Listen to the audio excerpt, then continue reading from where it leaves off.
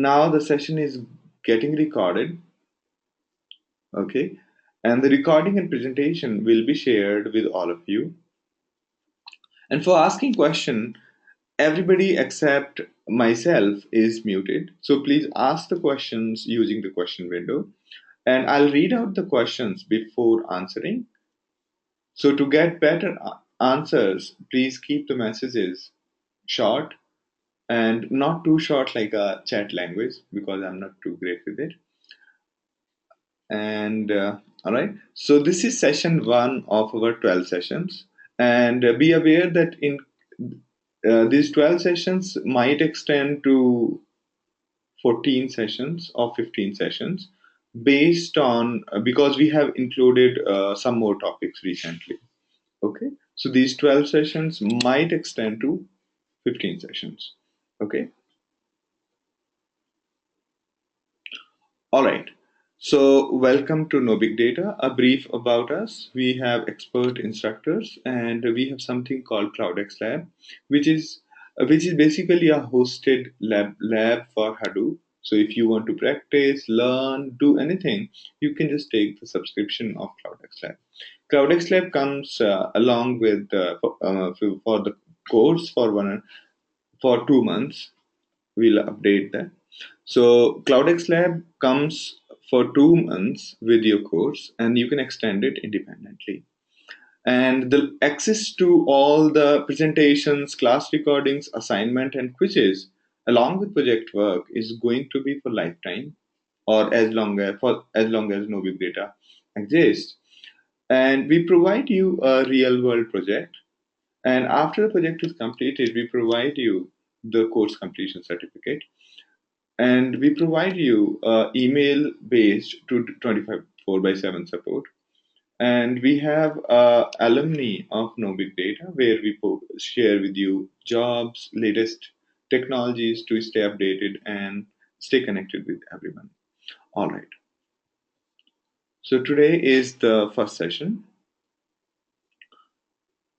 Okay, so a brief about myself. I'm Sandeep Giri. I did my graduation from IIT Roorkee in 2002, and after 2002, I worked for a company called DE Shaw. Those who are in US would be knowing about DE Shaw. The important thing is that I worked on handling huge data in 2002. I mean, just a small analogy.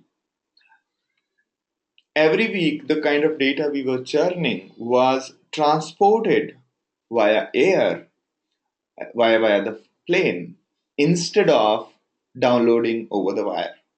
That essentially proves that the data was so huge that it was impossible to transfer it over the wire. Right? Okay.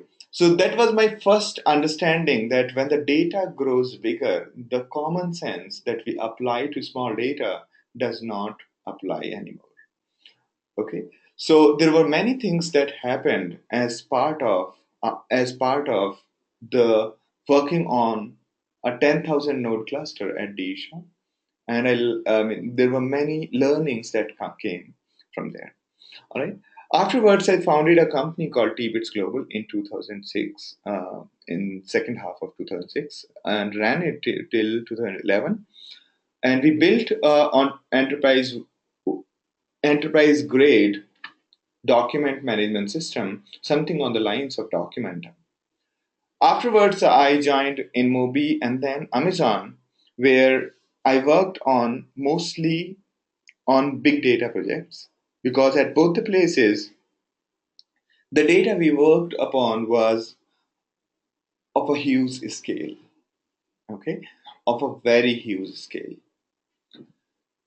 And then I founded No Big Data, realizing that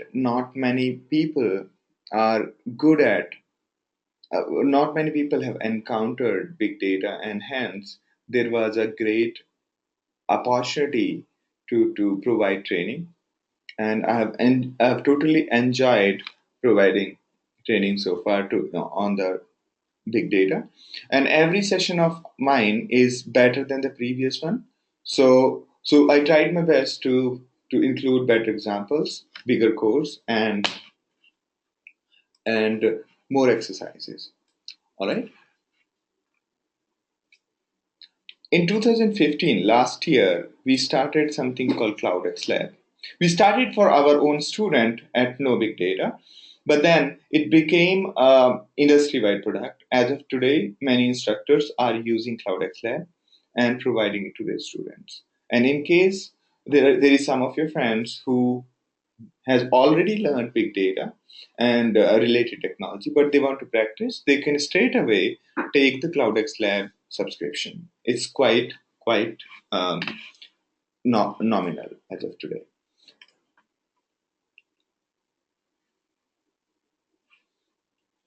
All right, great. So feel free to ask questions. We love to answer your question all the time, and for do not wait to type a question till I finish the topic. Keep asking questions, and I'll try my best to answer as quickly as possible. All right? Because the only purpose of these classes or these discussions is to get your questions answered.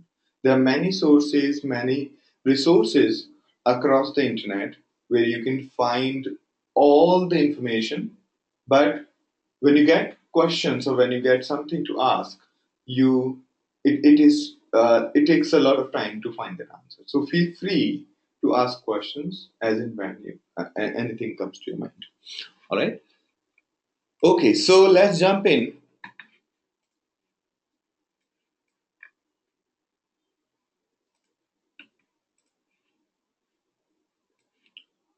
All right, so let's jump in. Let's understand first of all before we getting into the whole discussion. Let's all of us be on the same platform and understanding uh, what exactly is cloud. What is exactly is big data.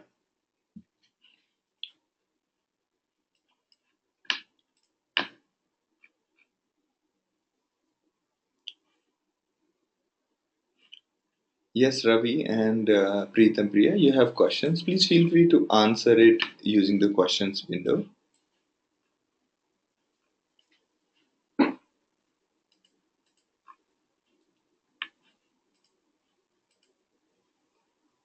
Preetham and Ravi, if you have questions, please feel free to ask using questions window. Okay, so Ravi's question is this an IDES system? Okay, so I'm not sure about IDES system.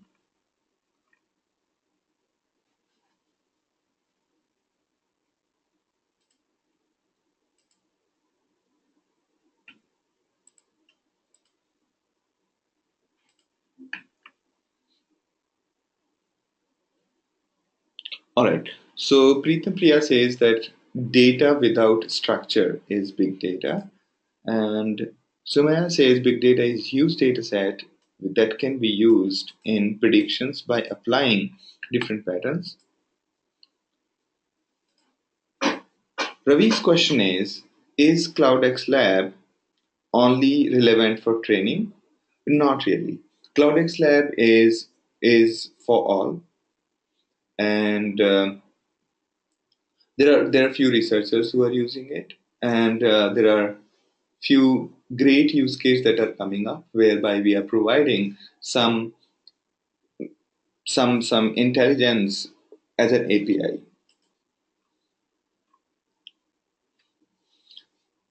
Ravi says that huge amount of structured, unstructured data that cannot be processed using traditional means. Good, good. Sasti says huge amount of data distributed and makes it faster to store and retrieve. Or, okay.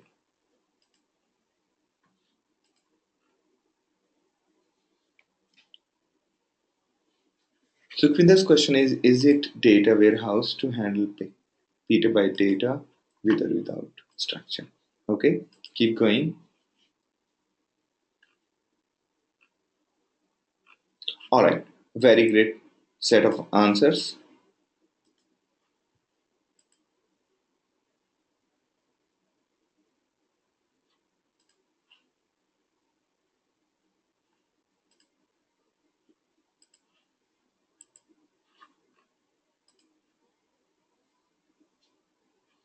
Okay, great, great.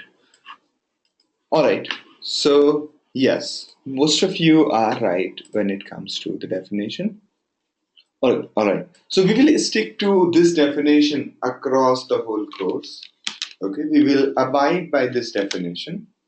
So, big data is simply data of very big size that you cannot process with usual tools. Now, the question occurs, what do we mean by usual tools? Okay, so the main important aspect is that when the data grows bigger in size or velocity, such that you cannot handle it using usual tools, and you require a distributed architecture. Data could be either structured or unstructured. So, the most important part here is distributed architecture. So, let's understand what do we mean by distributed architecture. So, distributed architecture means group of computers when we network them together and they interact with each other to achieve a common goal. Okay, let's say that you have got hundreds of terabytes of data and you want to find a particular phone number or credit card amongst the terabyte data.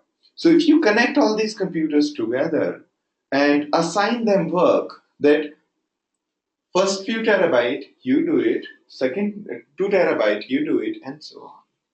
Okay, so this way, this kind of architecture where we are dividing work amongst multiple computers automatically and getting our results. Okay, or maybe networking thousands of computers to crack the code of a DNA that, or to figure out a particular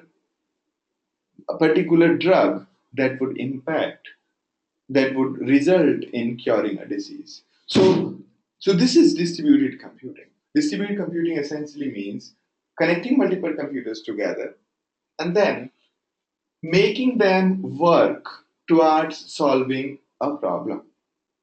Okay. Now the second question which we all ask is what do we mean by structured and unstructured? This is the general definition. Okay, so when we talk about structured data, we know clearly that what are the fields in data, and we also know that what are the data types of each field. Okay, for example, when we define a database table, we clearly know what are the columns in a table, and we also clearly know that what are the data types of each of the columns, right? Now, the other kind of data which you encounter is semi-structured data. Semi-structured data, we know what are the fields in the table, but we do not know what are their data types. For example, data stored in CSV file. CSV file is in comma separated values. Okay, so in the CSV format, there is no clue about what is the data type of each column. While it's very clear that these are the fields. Okay, so that's semi-structured data. Third is unstructured data. We don't know what are the columns and we don't know what are the fields. For example, plain text file generated by various web servers. What's a web server? A server that serves you a website. It keeps on creating the records of whatever widgets are there on your website. It keeps on recording all the errors and other debug information on the server side. Now, it is stored in a plain text file. That plain text file could be would need to be processed. That plain text file would need to be processed by some program to convert it into structured or semi-structured, because your program has to go through the plain text file, or maybe some ETL tool will be used in order to convert unstructured into structured. All right.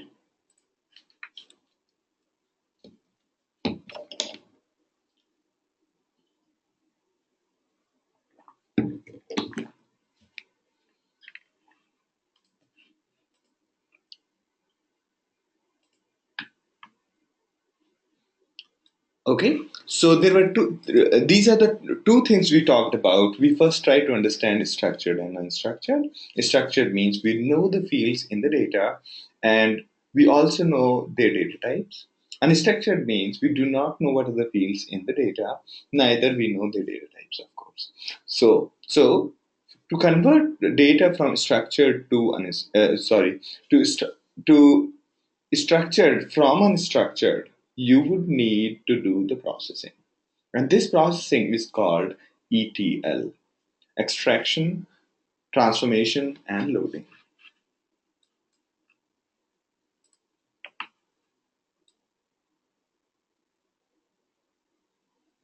All right, that's right, Ritika. Okay, so let me take up questions quickly.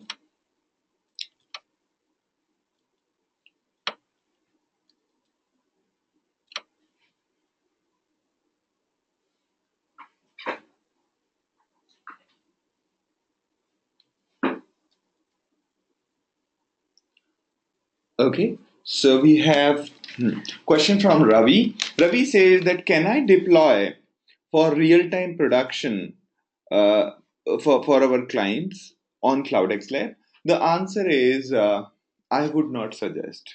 Although we do the POC, we so say for example our students want to do a POC for a real-world project which we have assigned to them. For that, it's okay to use, but not for production, because production, if you try to deploy a production solution on our CloudX Lab, we won't be able to guarantee the downtime, okay, we cannot guarantee an availability, okay, because the way we have structured our lab is that our none of our students should get hurt, okay. Therefore, we try to demobilize some part of the data center. Okay, do I make sense, Ravi?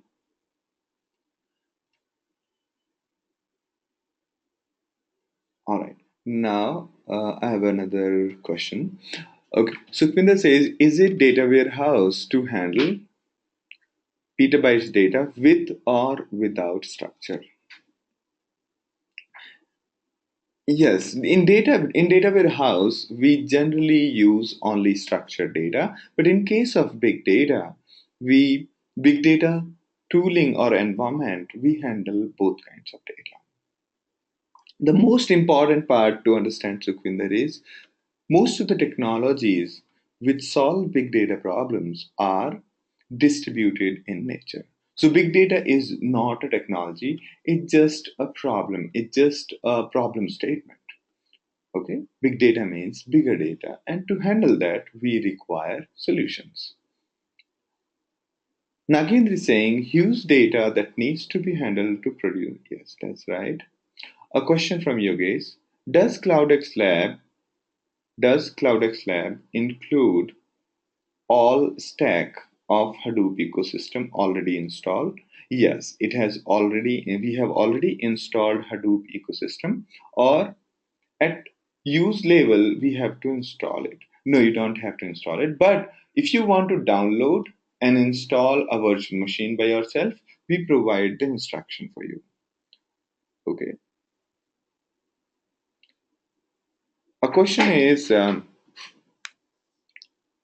Kulveer's question is, what is big data and HANA's relation? A question, okay, so HANA is one of the solutions and big data is one of the problem statements. Pratik is saying big data is actually, yes, that's right, Pratik. Big data is actually unstructured data. That's usually history of web serving, etc. So big data includes both kinds of data, structured as well as unstructured, as we will see. Sasti's question is, in distributed computing, where will the data be stored? Very good question, Sasti. So here, when we talk about distributed computing, distributed computing also means distributed storage. Okay, so when I say computing, it does not only means running a program. It also means storing a program. Storing a program is also a computing task, and it has to be distributed. Okay, you. It's a very good question. And Prateek's question is, what is CSV file? Okay, CSV means comma separated files. Samir's question is, would the PPT be shared? Yes, we will be sharing the PPT. If you have enrolled for the course, you will see the PPT in the LMS. Otherwise, we will email you this presentation. Okay. Sasti is saying, okay. Sasti, did you get the answer now regarding unstructured data? Yes. Ritika's question is, we don't know the fields and data types of unstructured data. No, it's just a plain text. And to do that, to segregate the fields and to figure out their data types, we will have to do the parsing. We have to apply the logic. Nagin's question is, which ETL tool best supports the transformation in case of big data? It is mostly Pig, Hive, and other tools that will be able to do the ETL for you. Ritika's question is, what are the examples of structured data? A database table is a very good example of structured data. In a database table, when you define it, you know clearly that these are the columns and these are their data types. All right. Kulbeer's question is, what is the difference between Netza and Hadoop? So there are many differences with respect to Netza. Okay. Hadoop is more or less a complete ecosystem for big data, while Netza is just one file system. A question from Aditya. Is big data used for data mining? Yes.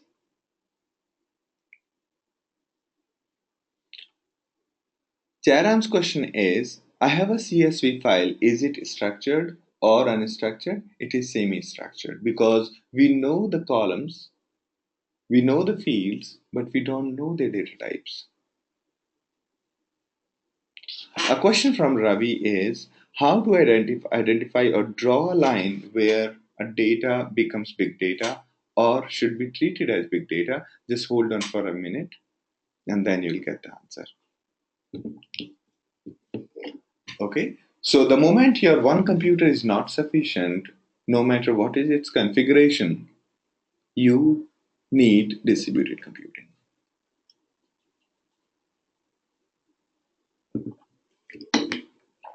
And hence, you call the data as big data. Very good set of questions. Samir's question is, would the semi or no structured data treated similarly? No. It'll be treated in a different manner with different programs. Ravi's question is, all right. So did I answer your question, Ravi?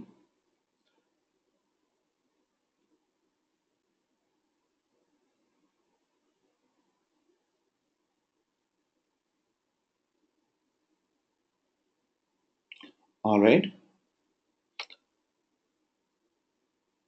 Sukhvinder's question is, how big data handle all the structured, unstructured, and non-structured data? Is there a ETL integration involved? Yes, that's right. So big data tools will handle the data. Okay. So big data is just a terminology to define this kind of data which you can't be handled with usual tools. And there are many ETL tools involved to do so. We will cover those tools as part of this session. Okay, say for example, pig, hive, and others, they can be used for for converting unstructured into structured and then deriving insights from the structured data.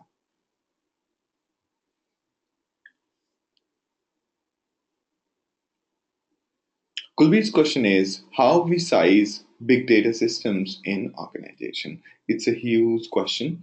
I would love to answer it as we go forward during the course. Okay. So generally we do the proper estimations of data and only then we decide on architecture.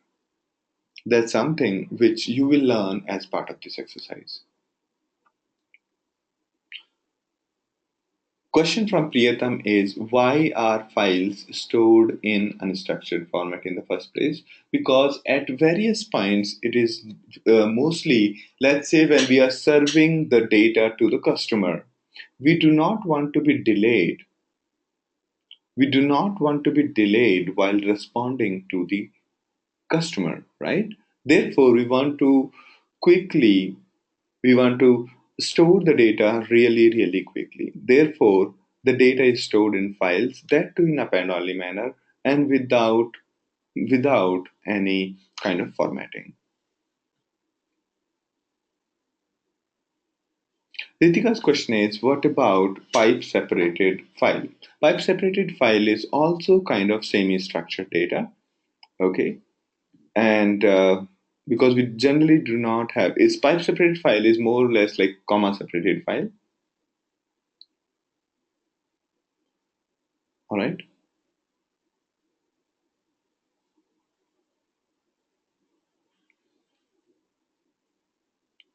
All right. So Jairam's question is, can you please briefly explain structured, unstructured, and semi-structured?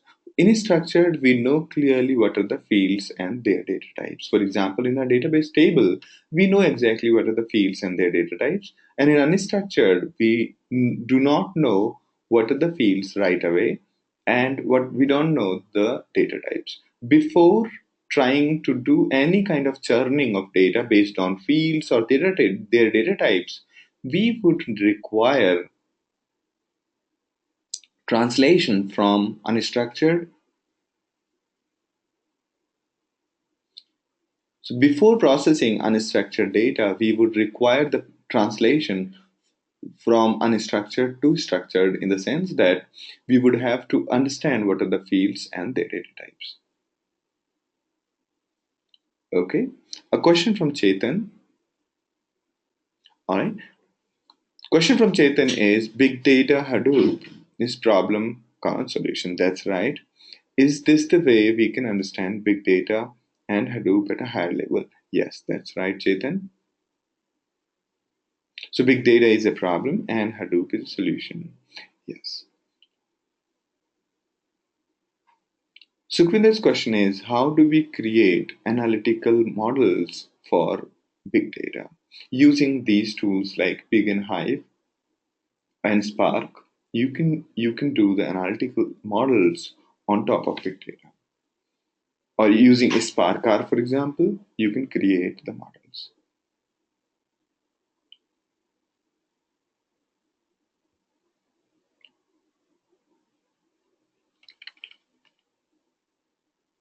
Ravi's question is how about videos, images, and audios? They are generally considered unstructured data because you would want to process them in many different manners.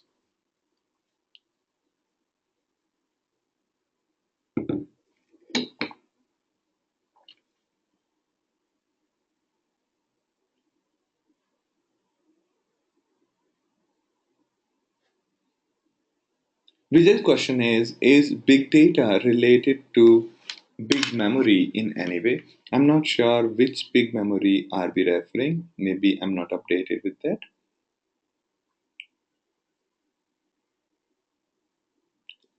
All right, Pratik's question is does it work in ETL order? Yes.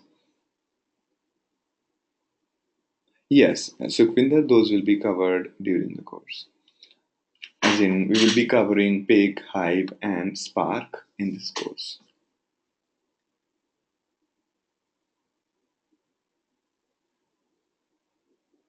All right. A question from Pratik means first extraction, then transformation, and then loading. So we generally have these three steps in sequence. Extraction, as in we. So any ETL has to be done in the same three manner. We first try to figure out where to pick the data from, extract the data from the source, and then transform, and then we load into a system. Okay.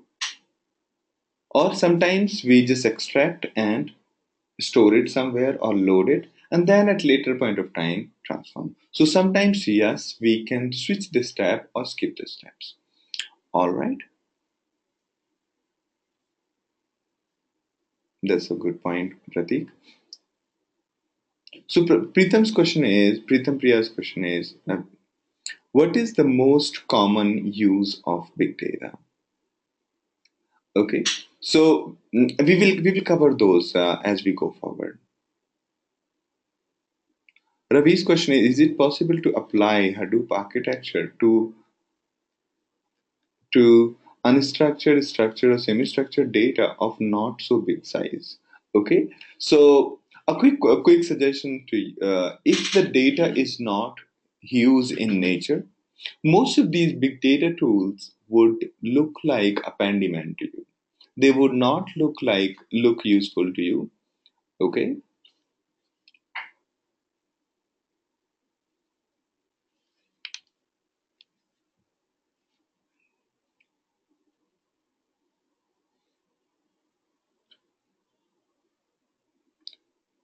right.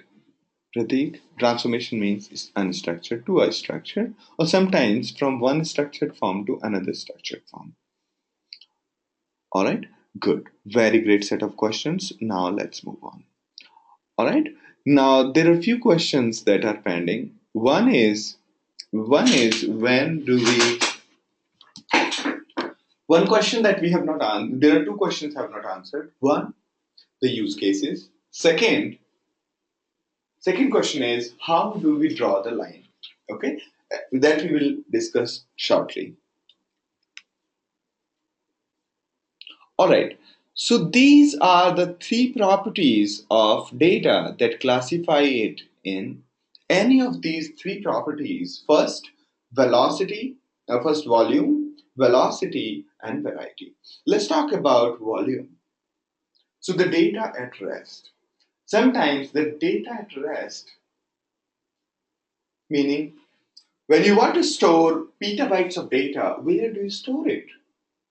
One hard disk comes at 1 terabyte storage, and you need hundreds or thousands of such hard disks. And storing data of huge size in those many hard disks is going to be a big problem of management and accessibility, right? So problem related to the volume when we try to store petabytes of data is actually a big deal. As I was telling you about my experience at D Shaw or experience at Amazon and InMovie, when we started storing the data, we were pretty happy in the beginning that let's store it in many hard disks. But soon enough, we faced the challenge that first the read speed was very slow for hard disks. Second, the data got unmanaged very quickly, and so on. There were many problems related to handling huge data. Okay, so the volume of data might push you to a point that you can't handle it using the usual tools. Okay, and at that point of time, you say that my data is big data and I require a distributed computing tool, meaning a tool which can get my work done using employing many systems at the same time. Second property of big data is the velocity. The velocity. So, for example, there is a website. Imagine there is a website, you built a nice website, and there are 10,000 visitors in the same second.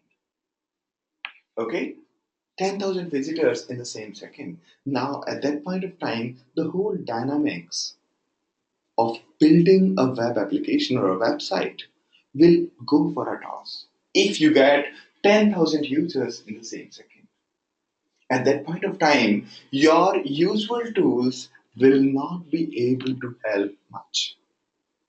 Okay? So, for example, if there's a set counter, there's a counter which counts the websites, the number of hits on a website, and that website is getting 1200 hits. The architecture of that counter will be impacted by these numbers. The usual designs won't be able to tolerate those many hits. You would require generally a multiple set of machines to handle thousands of requests per second. And at that point of time, you will have to architect your systems accordingly. So you can imagine now what would be going on at Facebook, imagining or understanding the fact that millions of devices access Facebook at the same time to check if there is a notification or not. So that's a velocity. Third is variety. Now, when we say variety, it means complexity. Complexity at both the levels. Complexity at the levels of what kind of problem are you trying to solve? Okay. Second complexity is what is the form of your data?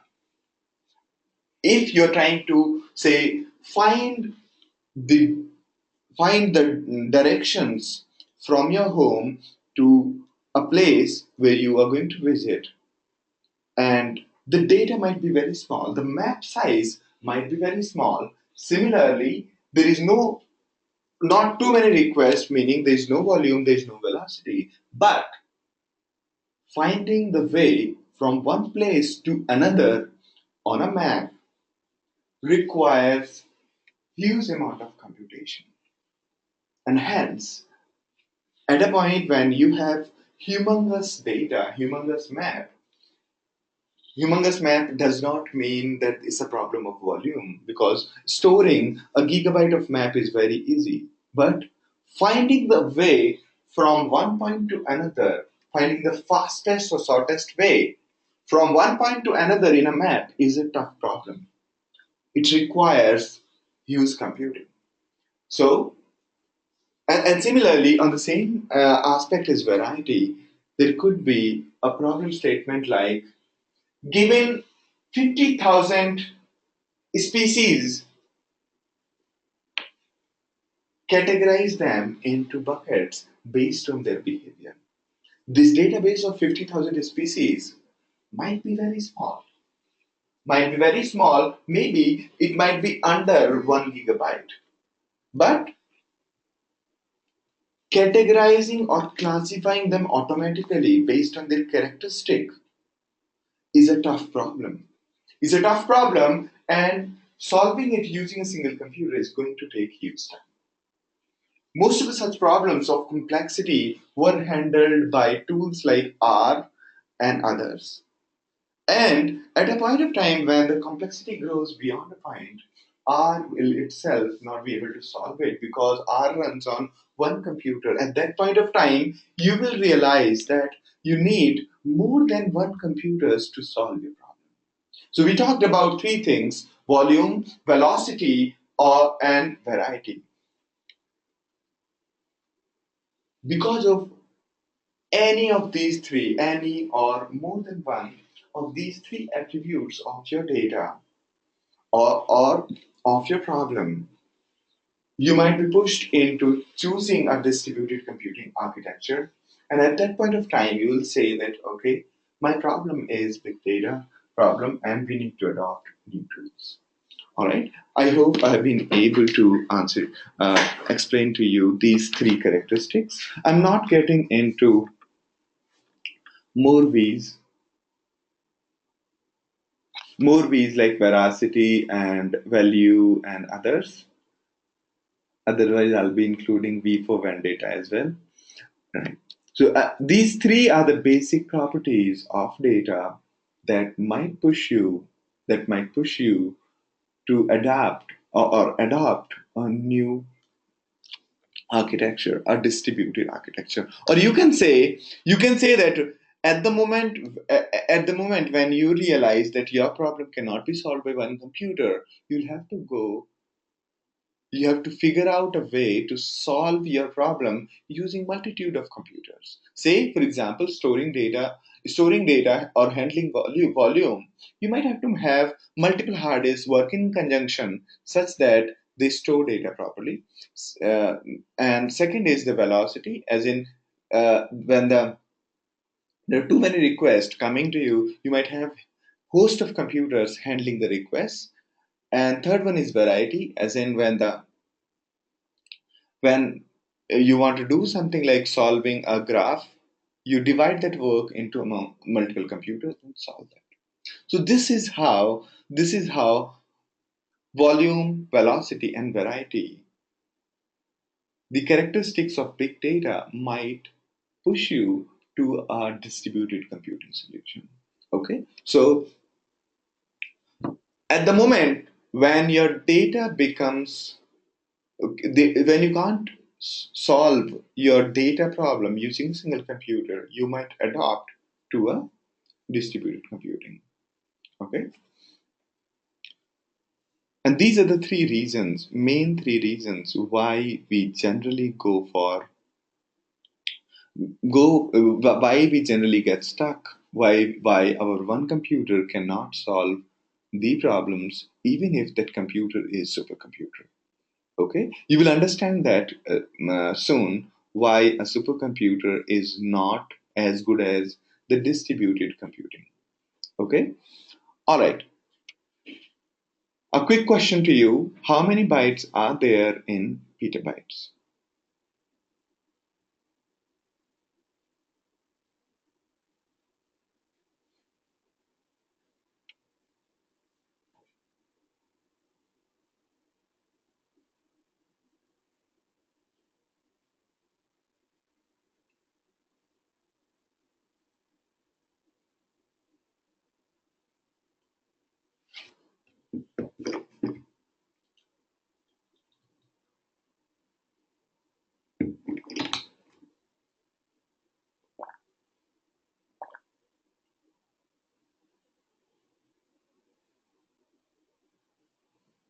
Great, great set of answers. All right, a question from Sasti. So basically, we instruct which machine does what job or which part of the job. Yes. Okay. In the distributed computing, that's what we do. Great, great answers. Vijaya, Aditya, Ravi, Ravi Kumar, Yogesh, Ashwin, Sukhvinder, good. Okay, good answer. Abru, Kathy, and Nagendra. Good, great. All right. So approximately 10 to the power 15 bytes, meaning if you put 15 zeros after one, those many bytes. This is what it is approximately.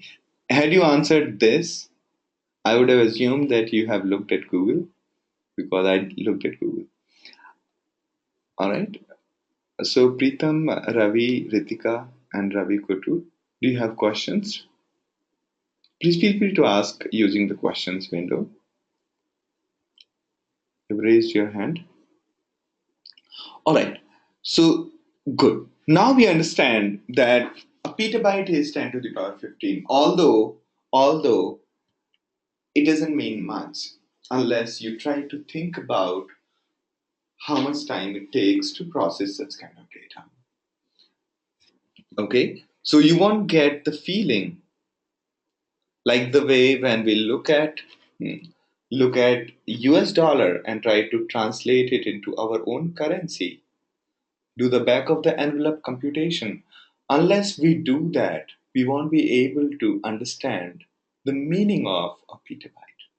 Okay, so let's look at few ways of feeling whether a data is big data or not. Okay, so this is a quick way to remembering it.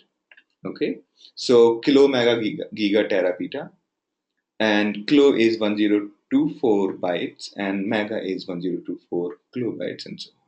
All right, now the main question to all of you. Okay, let me ask you the main question. Question is we talked about two things just now. We talked about what is big data, and we also talked about how much is a petabyte, right? So my question is 1 petabyte big data?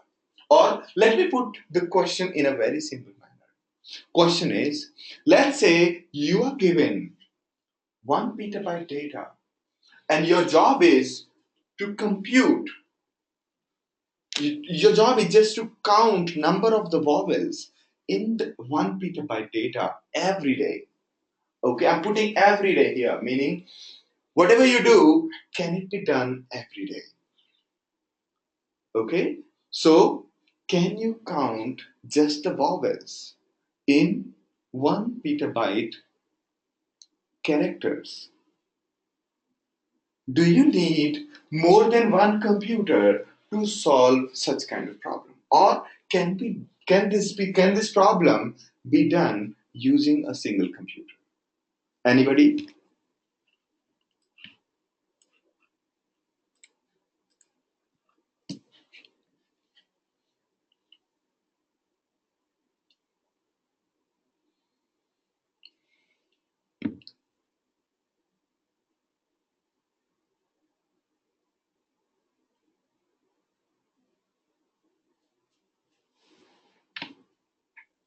All right. So Aditya, the thing is that 1 petabyte data might be different every day. So you have to do the recomputation every day.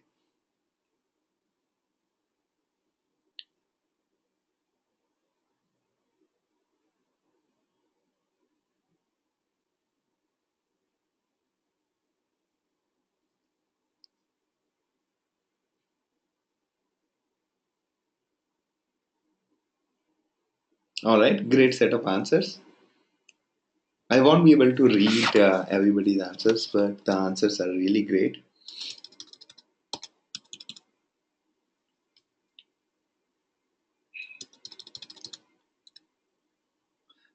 Priyatam says that volume is a problem. Yogesh says we need more computers. Sasti says single computer will do. And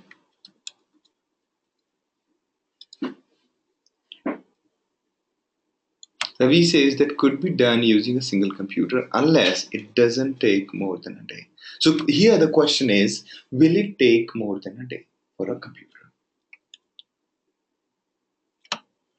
Abru says that this is not a very complex, just a volume of the data. It may be done using a one computer. Okay. Katie says that I think you need distributed to single out the vowels first and then count them. Okay. Good.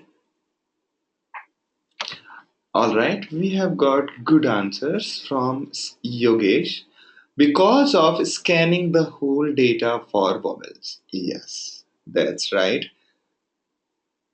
Because of scanning the data.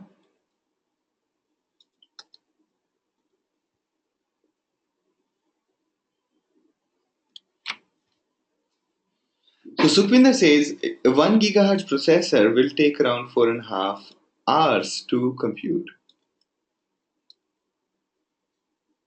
Okay.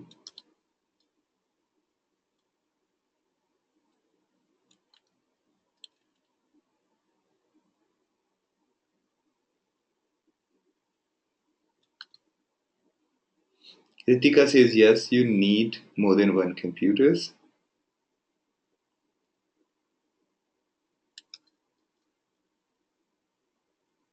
Wow. A question from Ravi is it might depends on the configuration of a computer. Let's assume the supercomputer you have.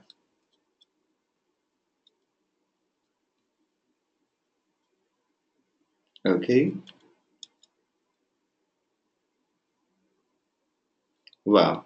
Great set of answers. All right. All right. So, Sasti, I also did not understand the math. So, no worries. Okay. So, all right. So, here is my answer. You will get the answer correctly as I go and explain it further.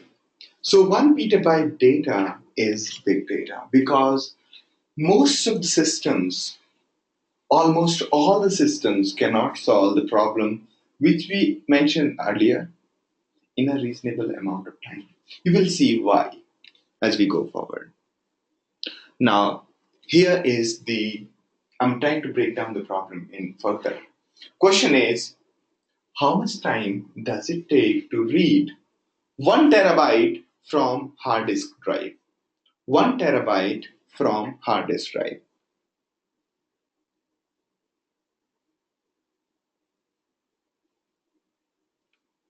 Ashwin says 6 hours. So, yes, that's right, Ashwin. So, it takes around 6 hours to just read 1 terabyte of data.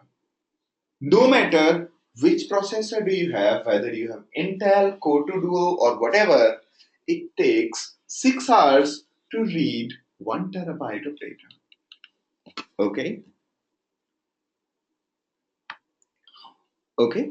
The faster hard drives might take 5 hours, but nothing below that. Now, question is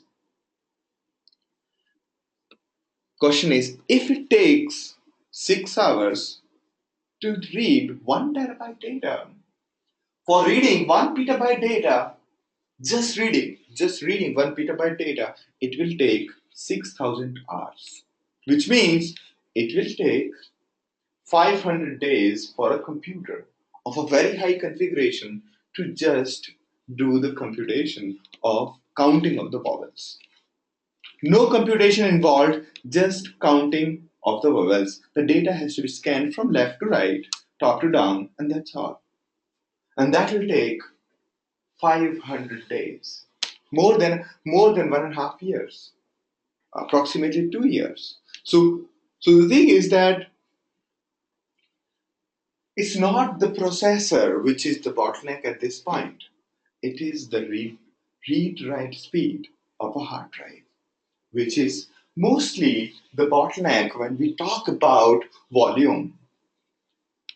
Okay, so here volume being the rate at which we read data, the rate at which we read data is the bottleneck.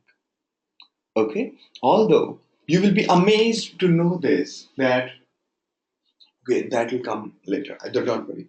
I'll explain to you in details as we go ahead. Chetali says, can data mining help? So data mining is one level above than the analytics. We go through the data and try to mine it.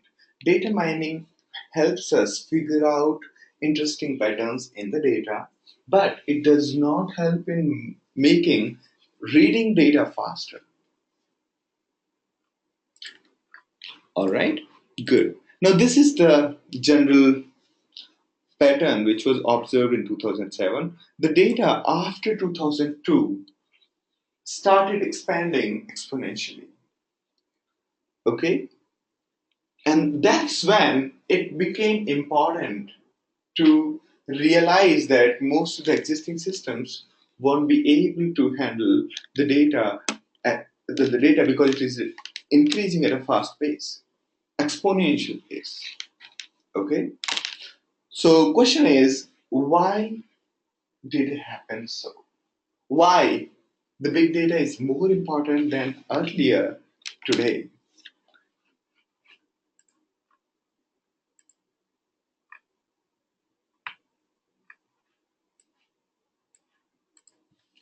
All right.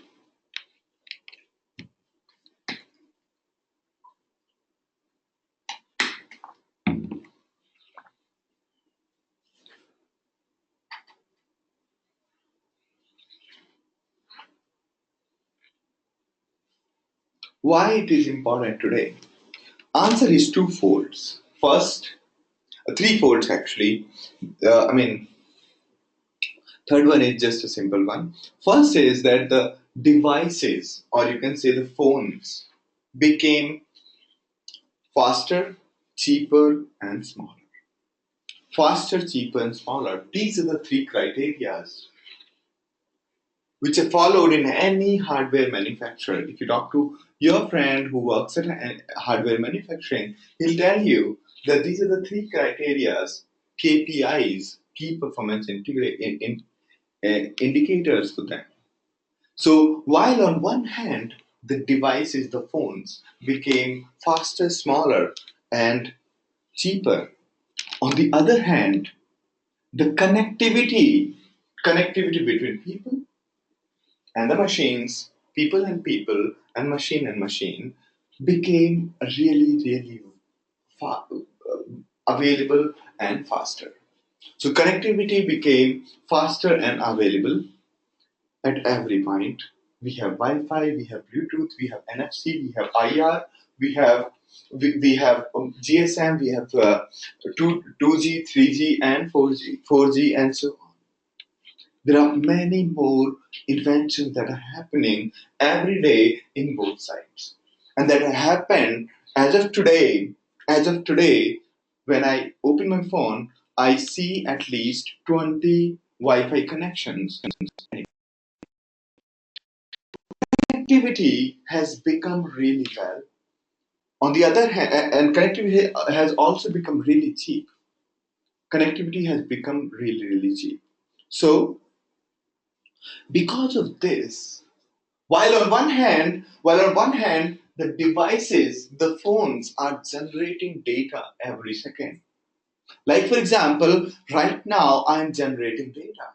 I'm speaking something, it's getting transferred over the wire. The connectivity is multiplying this data. As I speak, the data get transmitted to all of the 50 audience we have in the class. And the data is getting multiplied by 50. And if all of you 50 are also start recording my session, that means we have made 50 copies of it.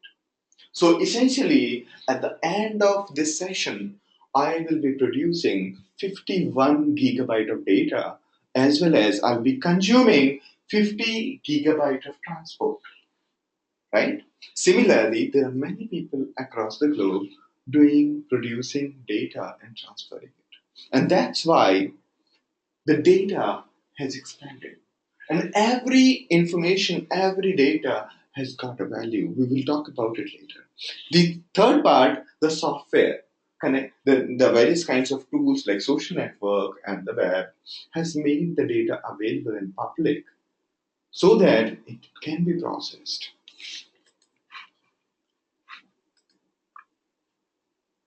All right, let me take few questions.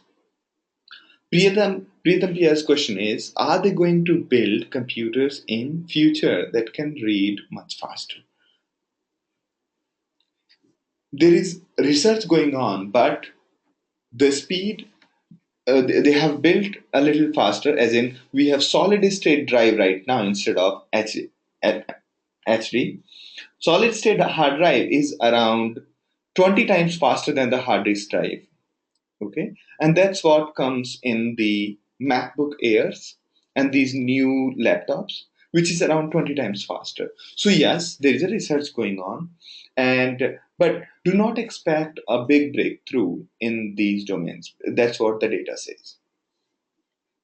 We cannot wait till that invention happen. If that invention happen, by the time we'll have even bigger data to solve.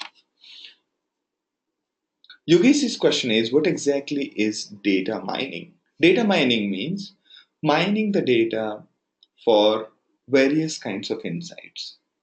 As of today, data mining is considered one of the important parts of learning machine learning. Okay?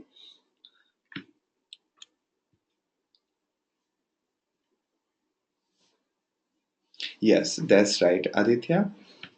Improved conditions, more smartphones, internet availability. So Ravi is saying data has become everything in our day-to-day life. Yes.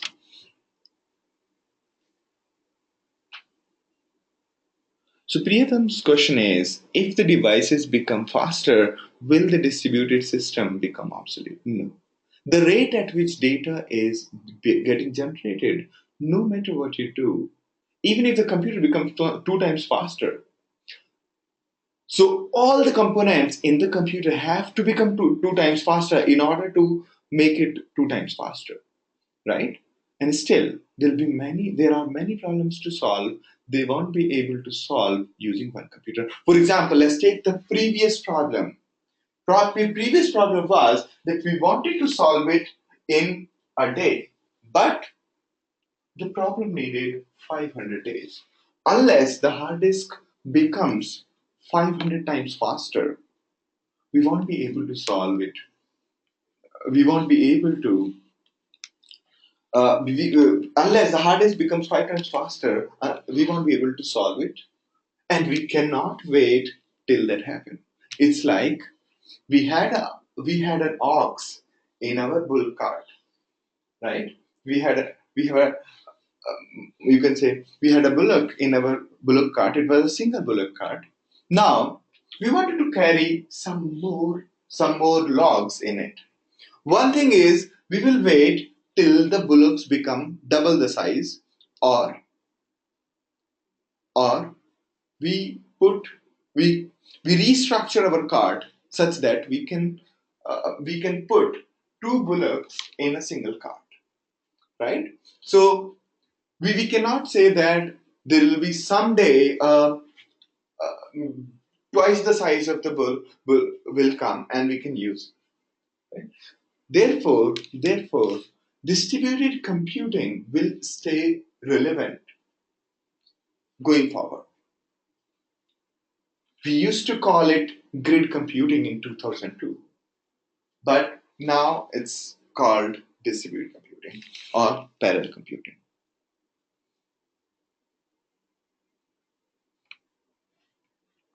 Abru's question is, do you think AI may soon make its way into big data computing? Yes. So AI means artificial intelligence.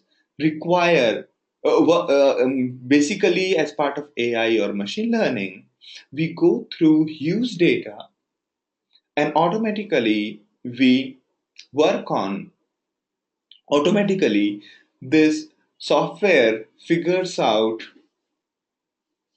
a correlation and start doing the prediction. Okay, I will demonstrate a one case where the program has learned Mario and does that. Now, question is the main problem. I'll do that later. So the problem here is, can AI make its way into big data computing? It is already doing so. Okay. So as part of AI, we were doing a demonstration recently whereby the image recognition we have distributed over our Hadoop cluster. Okay. And this image recognition is being done using deep learning. Okay. And as in machine learning with using neural networks. So AI has already made its way because AI requires enormous amount of computation, and doing that enormous amount of computation over enormous amount of big data is not possible using single computer. So essentially, AI will only work if there is big data, and if there is big data, we need big data platform or distributed computing platform.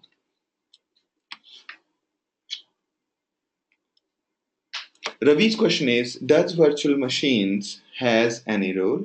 Question. Okay, so let me understand. Do you mean the virtual machine of Cloudera or Hortonworks or any of these vendors of Hadoop? Yeah.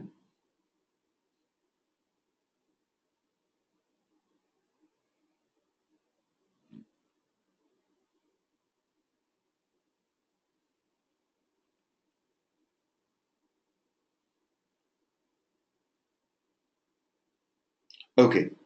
So he meant by virtual machine is handling the single system. So yeah. So what if you see the distributed computing at AWS? The distributed as in employing millions of computers parallelly is actually done partly in a virtual machine way. Okay. So yes, virtual machines are useful when doing the distributed computing. Like for example, I think Amazon is deployed completely on Zen, and similarly there are other distributed computing environment which take benefit of virtual machine virtualization. We call it virtualization. Okay. Now Amritan's question is, how about network? If we fixing a problem of big data using distributed, it might up create a problem on network bandwidth. Brilliant question, Amrita. Let me go to the next slide, and that's where I was coming to it. All right. Brilliant, brilliant questions. Keep the questions coming because most of us, other people might have the same question, but they may not be articulating it right now. So their question get answered. All right. Now, the important question to all of you. This is something very important. So I'm talking about the basics of computing and how it relates to handling the data and all. So question to all of you is, which components out of these impact the speed of computing? A. CPU, B. Memory, C. Memory read speed, disk size, and network speed. Feel free to choose more than one.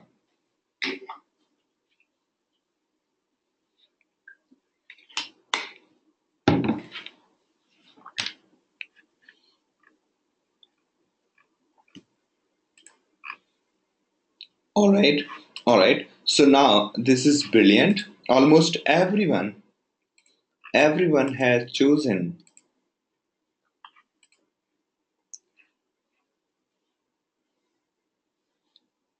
G as the answer. Okay, brilliant, brilliant. So yes, okay. So one question is that one of the questions were all except the disk size. No, the disk size is also very important. I'll come back to this.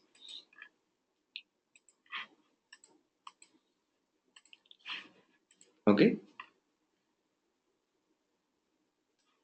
Yeah. So two of you have said asked the same thing, that except for the disk size, all are important. No, all of these all of these components are important. Let me explain to you why it is so. Okay. So when we think about a computer, it's made up of basically the things which impact you are these four major components. The CPU, which does nothing but does a flip flop, as in reads the instruction, does the job, puts it back. Then next instruction does the job, puts it back, and so on. So CPU just does the flip flop. Now you'll be amazed at the fact that CPU is hardly the bottleneck. In almost every problems of any project, any scaling related problem, I found that CPU was never crossed, the CPU never crossed 20% of the usage. So CPU was never the bottleneck. And the moment I saw CPU crossing 90%, it was 99%, for example, when it became really bottleneck, it was somebody's infinite loop which was causing it. So CPU is not generally the bottleneck because CPU is not because CPU is already fairly faster. Okay, and I'm amazed that I mean, if you see, if CPU was the bottleneck, iPhone 3 wouldn't even work. iPhone 3 or 2, the initial versions of iPhone, they had 200 megahertz processor. So the processor or the CPU is never the bottleneck. Although it does become a bottleneck in the variety, the third V kind of a problems. Okay. Now the second component of the computer, which are very important, is the RAM. Its speed and the size both are very critical. And probably the first bottleneck which you encounter in a program is the RAM. Most of the people who come from a traditional background of data mining and data journaling, all of them face the first bottleneck when they are running their program in R or SAS or any other thing. The first thing that becomes the bottleneck is the RAM. Similarly, when you're running a web server, so whether it's variety, meaning complex tasks, that also becomes a bottleneck. If you are coming from a computer science background, if you're coming from a computer science background, you would know that almost every data structure, if you read a book from Corman, almost everything from beginning till end is focused towards reading data into the memory and then processing it, which means that when the data becomes a little bigger, let's say the tree problems, queue problems, and all those algorithms we studied as part of computer science, they actually cause the bottleneck. So RAM is, what is RAM? We read data from various sources, read it into the memory so that processor quickly process the data in memory because it can very quickly jump between one point to another in the RAM. Okay, so given you can think of RAM as a big array in which you can quickly jump from one point to another. And using RAM, you can the most of the problems are solved using RAM only. Now, RAM is generally the biggest bottleneck and is the first reason why people use distributed computing. Whether we are scaling our servers or we are trying to solve a complex problem, the RAM is main problem. The third one is disk size and speed. So disk speed comes before disk size because disk size is generally fairly available. So if you're using a traditional hard disk drive, these are very important ideas. These are very important points to understand for all of you. So the disk is, when you think about hard disk drive, it is the speed which matters most. It is the disk speed which becomes the bottleneck when we are churning data. But if you are using another newer kind of hard disk, say solid state drive, the disk size becomes the first bottleneck. And when disk size, so when RAM becomes the bottleneck, we try to move the data to the disk. And when disk becomes the bottleneck, disk size becomes the bottleneck, we try to move the data to the network. And when we try to move the data to the network, we choke the network and the network becomes the bottleneck. Because reading from a network is slower than reading from the disk. All right?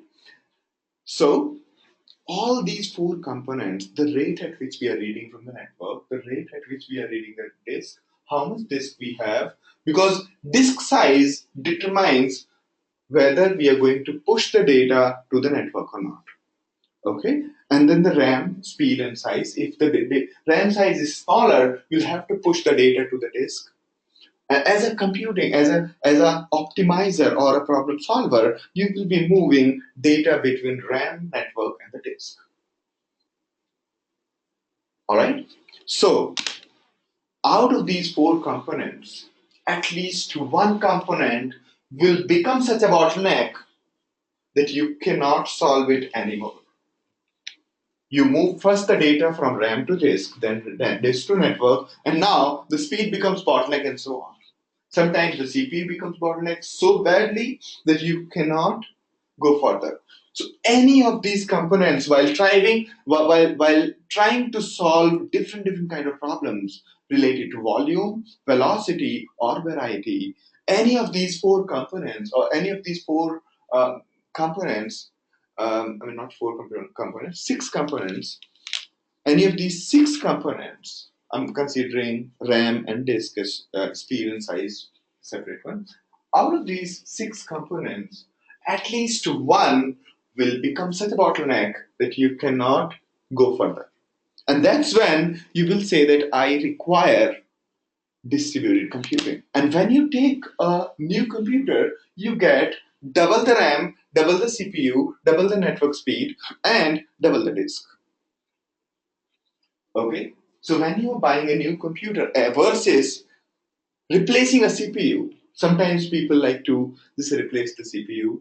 I mean, that's called vertical scaling, saying, wow, we have got a faster CPU now and it will solve all of the problems. No, it won't. In most of the cases, it won't.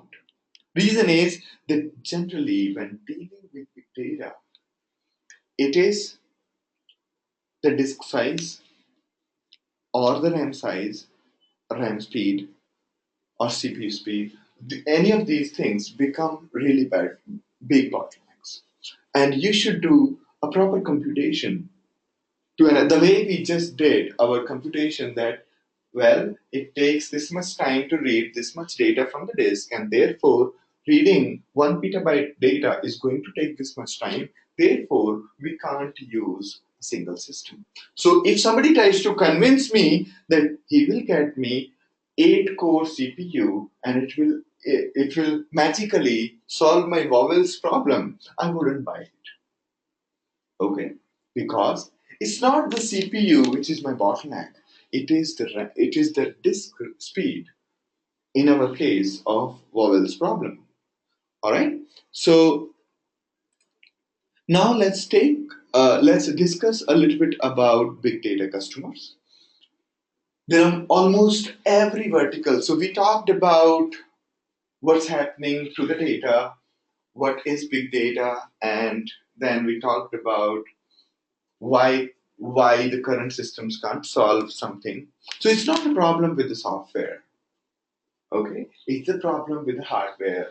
And to have a different hardware working together, you need different kind of software. Okay.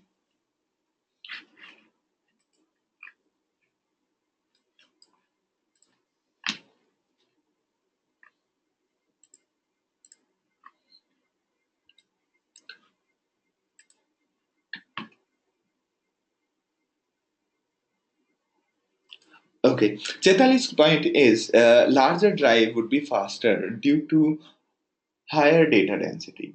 The marginal advantage of a larger drive will not make any significant contribution to the speed.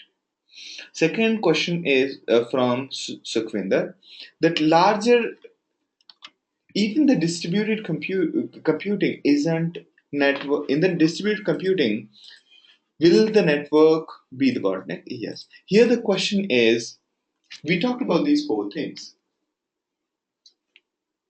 How does network get improved when we have multiple computers? Quick answers. First, in distributed computing, we try to avoid transferring data. Instead, we try to transfer the code. Okay? As we go forward, as part of the basic understanding of Hadoop, we will discuss how we will avoid transferring data and instead transfer the code. All right. So, as part of the distributed computing, the first thing we understand is how to divide the data. Second is, instead of carrying data around, we will just take the code around to the data. It's like taking an X to the tree rather than bringing the tree to the X. Okay. Or a better example would be that rather than bringing logs to the X, we just take the X to the logs. Okay.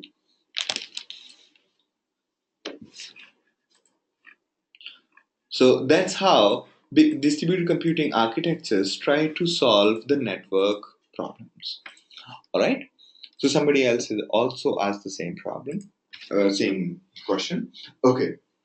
Now there are many big data customers, and every day, there are new emerging usages of big data. The first one is recommendation engine. The recommendation engine is a very important example or use case. Why? Because it is probably the first public and most popular use case. In case of Amazon, they made a lot of money, or their sales are heavily impacted because of recommendations. Similarly, Netflix sales happen because of their great recommendations. Okay, so what exactly is a recommendation? I'll try to explain. All right, I think this diagram will do a good job. So there are many kinds of recommendation. We have been doing the recommendations in childhood. We talked over we talked to our classmates, we discussed what movie they liked, and then we give them recommendation. Okay, you like these kind of movies, that means you are like me, and hence you may also like this kind of movie. So we have been doing these recommendations in childhood, and this giving the recommendations have been going on for years. I mean, decades, or you can say centuries in humankind. Okay, but in here, the recommendation over the e-commerce was probably used properly at Amazon. I'm not sure if anybody else did it first. I'll come back to A/B testing in a minute.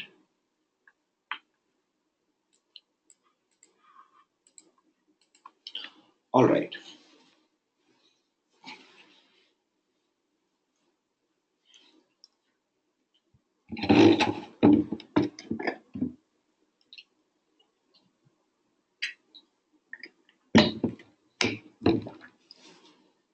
So here, what you see is on the right hand side you have Netflix. On the left hand side you have IMDb. So this is basically a recommendation. In these three things, the most important part is this one is human curated. This one is we have no clue about the user. We are saying people who bought this also bought this. Here, in this case, it shows that movies we think you will love. And here, based on your past behavior, past ratings, IMDb is suggesting you. Here, IMDb and Netflix know your behavior, while here in the left hand side, Amazon does not know much about you. Still, it's able to give you the recommendation. Here on the right hand side, it's done by the people, human curated. So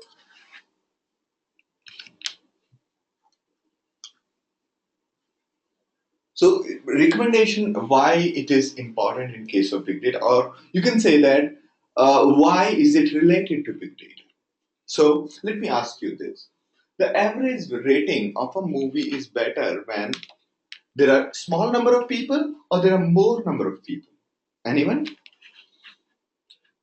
When a small number of people voted for a move, data set contains a small number of ratings, and another data set contains millions or more uh, number of ratings.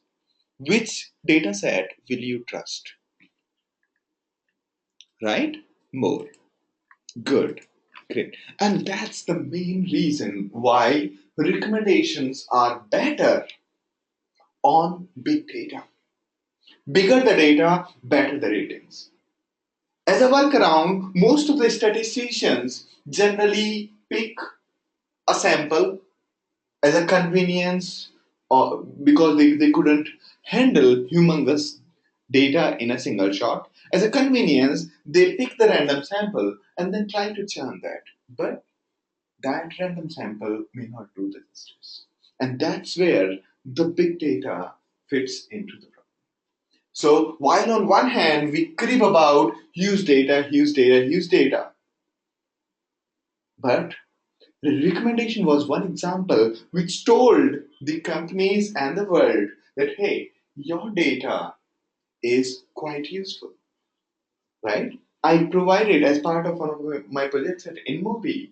Instead of showing ads to the world, I started showing the recommendations, and that increased user engagement. And how did I show the recommendation? I had the records of all the requests being served, all the ad requests being served to the people, and accordingly, based on and when I get the request from the user for showing the ad while they're playing the game, I know that what game they're playing.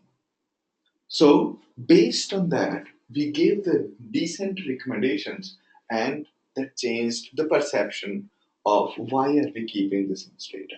So why did we keep? A lot of people used to ask us that, hey, we are having 200 terabyte data in our terabyte logs of our website or our ad server. Should we delete them? Should we keep them? Should we sample them? What should we do? We used to say that let's keep them.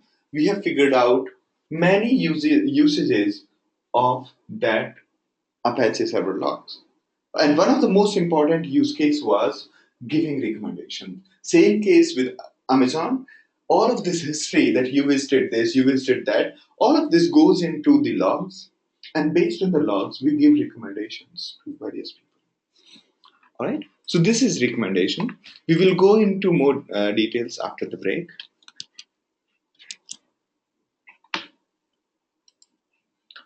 All right.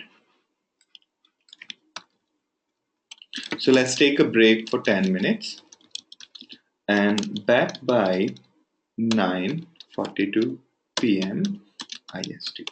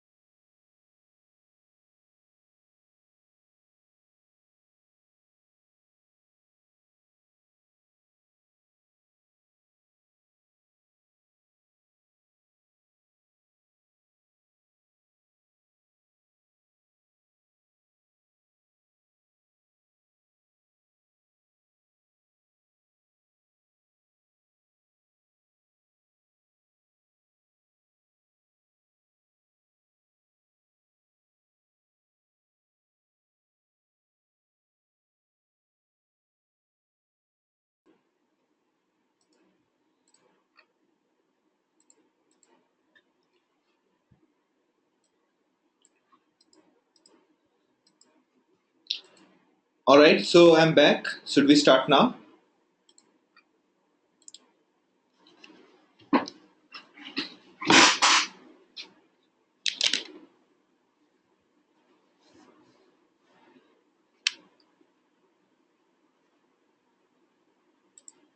Great, great. So let's start.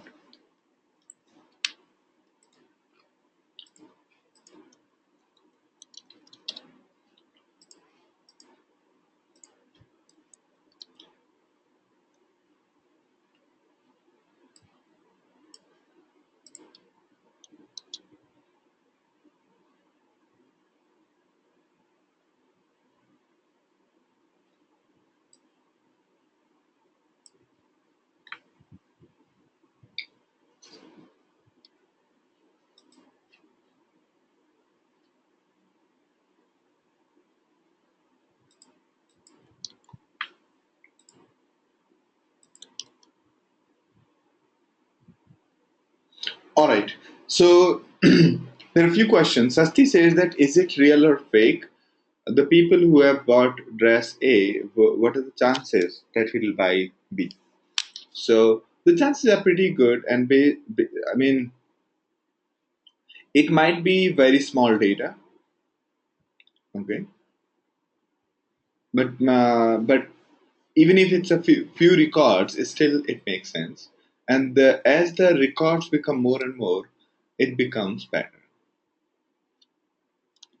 Sati says that what if the user just sees dress B while buying dress A?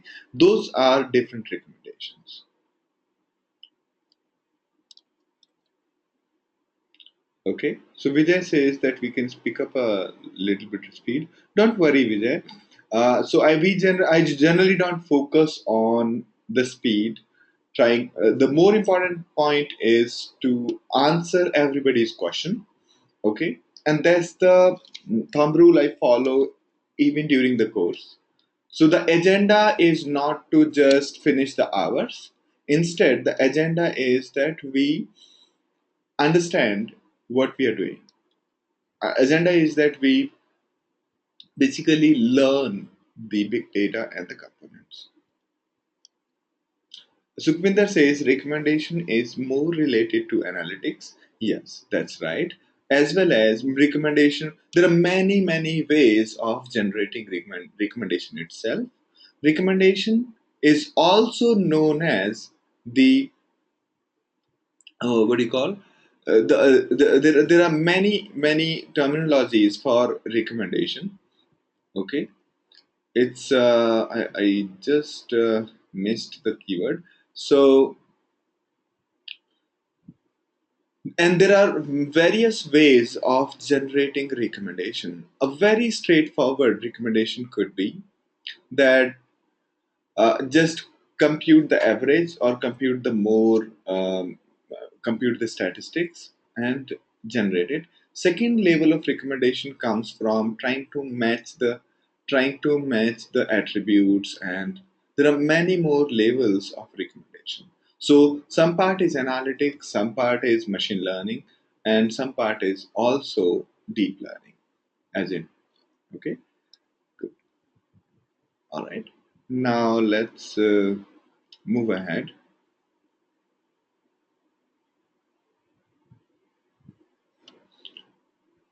All right. Good. Good. So a quicker way of explaining how the recommendation is done is using Mahat. Okay. Using Mahat, as in, let's take this case where you have user ID, movie ID, and the ratings provided to this movie by this user. Okay. So Kumar has watched Matrix and rated it as 4. Kumar has also rated Ice Age as 3.5. And Giri has watched Casablanca and rated as 3.5. And Giri has also watched As Good as It Gets and given a rating of, okay, 4. Now, I'm just taking two records out of the huge number of records. These two persons are very similar to each other. Okay. So very similar to each other in the sense that, okay, let me just put it this way. All right. So Kumar and Giri are very similar because they both have rated metrics as, uh, let's say I put it as, no, actually this is a bad example and I don't know how it got changed. So let's say it's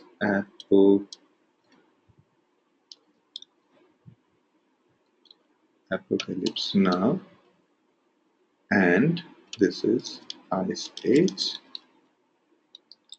Let me just correct this. All right, now let's take a look at it. Giri and Kumar, these two persons, and both of them has one thing similar, which is they both have liked Ice Age equally, right? Similarly, there could be more similarity, but because of constraint of the space, I've just taken these four examples. Now, the more similar two people are, more easier to give them the recommendation of each other. And that's how the recommendation is done. So Kumar got recommendation of Apocalypse because he's very similar to Giri, and Giri got a recommendation of Matrix because Kumar has watched it and Kumar is similar to Giri. Now, there could be many people who are similar to Giri and Kumar, and the ratings will be provided to Kumar based on those similar users. Okay, and it is done generally through Mahat. The life the life has become really simple for engineers because of these tools like Mahat, which basically will take comma separated file containing user ID, product ID, and the ratings, and will give you user ID, product ID, and suggested rating. Meaning, Kumar might give Apocalypse Now as 4, and Giri might give Matrix as 4.0. Okay, or you can say 3.6. All right, so that's how the ratings are generally done.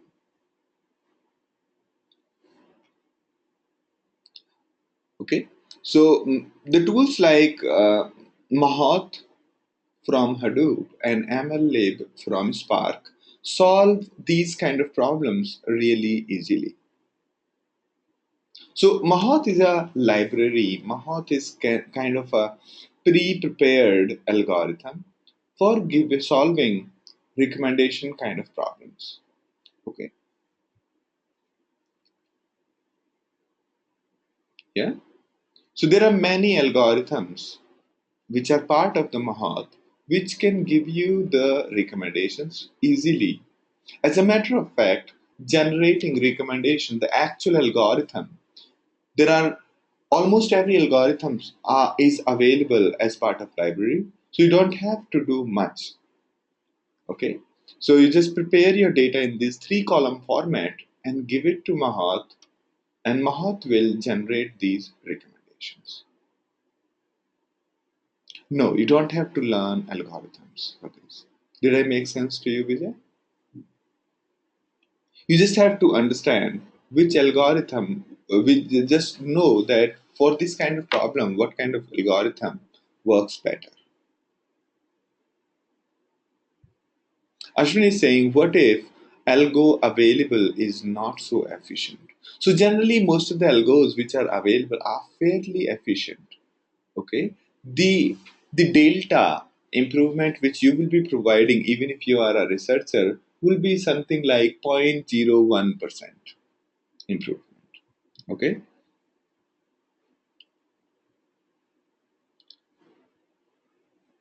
all right, do it make sense, Ashwin and Vijay and Sasti?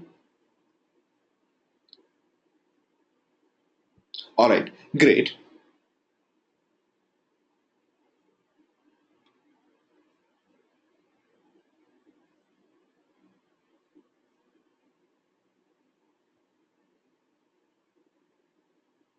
All right, Vijay, do you want me to explain again?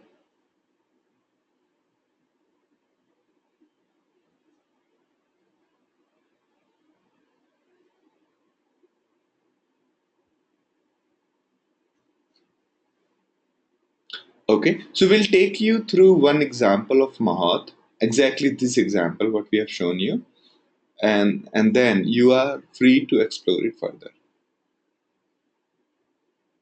All right, great, great. So Mahat is a part of Hadoop ecosystem.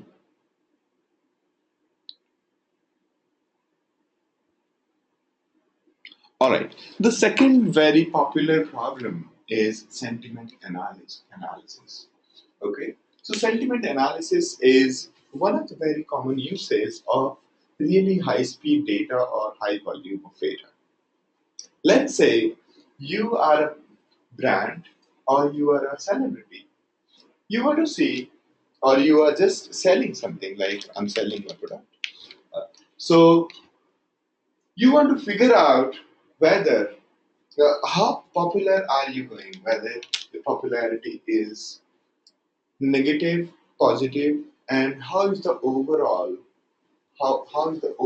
reach of your campaigns, right? So for doing that, there are many more ways.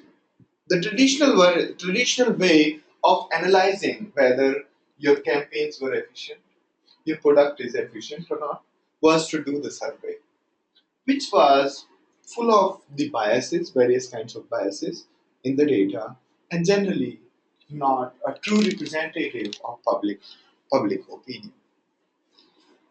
Whether a movie is going good, going bad, and so on, it was not a great sign. Okay, so luckily, as of today, we have got these great publicly available data sets, such as Twitter and Facebook and many more forums, okay, where we can do the analysis. Using the data, we can do the analysis, okay. And this understanding of whether people are liking a product or not liking a product, this visualization and understanding is called sentiment analysis. A sentiment analysis, whether negative publicity or positive publicity, is represented on the y-axis. So you see these two graphs, one blue and other red. Blue represents the positive words about you, and the red represent the negative sentiment. And the points, and then we draw the various points or various news items about you. Okay, so and comparing that, how did our ad campaigns impact our publicity negatively or positively? This all of these things are part of sentiment analysis. All right, so sentiment analysis.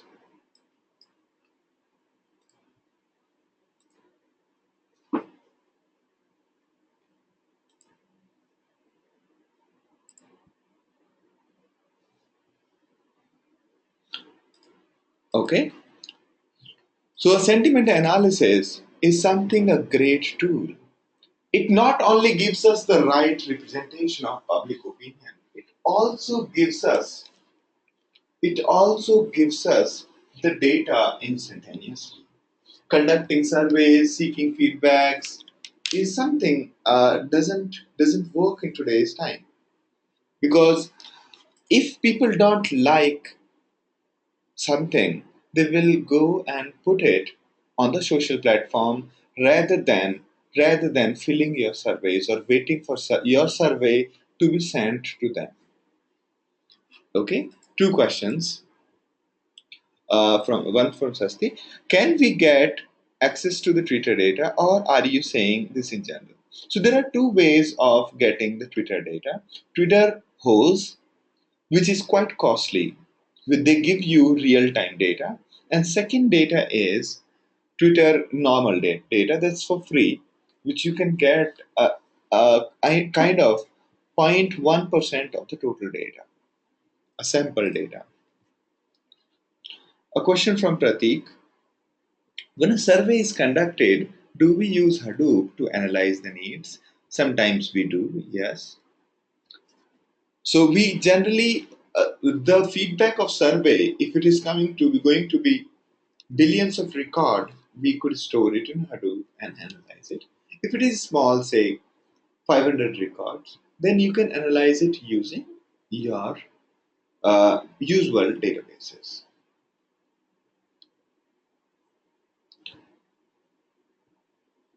Aditya's question is, do hashtags in Twitter help in sentiment analysis? Yes, of course. Because sentiment analysis is a complex mechanism.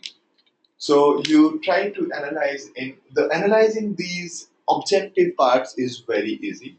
For example, how many likes, how many comments, how many reshares, and is the hashtag being tweeted by how many people, and so on. The difficult part is to understand the meaning of a sentence. Specifically, if somebody is joking, okay, somebody is joking, wow, this was really great, right? This kind of sentence is very difficult to, to figure out whether it was a sarcasm or it was a true appreciation. So, understanding sentences is a fairly difficult thing. The sentiment analysis, which we'll be covering in the project, we will be basically using one of the standard techniques to figure out whether a sentence is negative or positive by counting, by checking each word against a dictionary and checking if the word has got a negative meaning or the positive. And then if there are two negatives in a sentence, we make the sentence as positive. If there are only one negative, then it's a negative sentence. If there are two positives, the sentence is positive.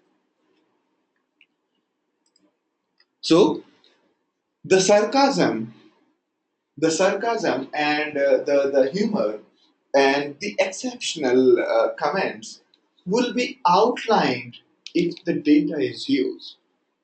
If the data is small, you won't be able to separate.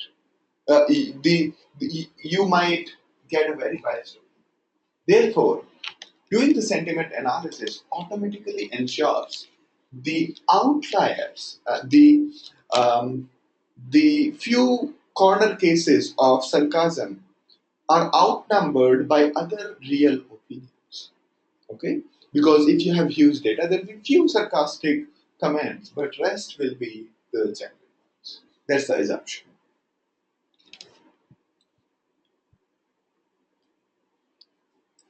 Yeah, that's right, Katie. Sarcasm is another one. Good, great.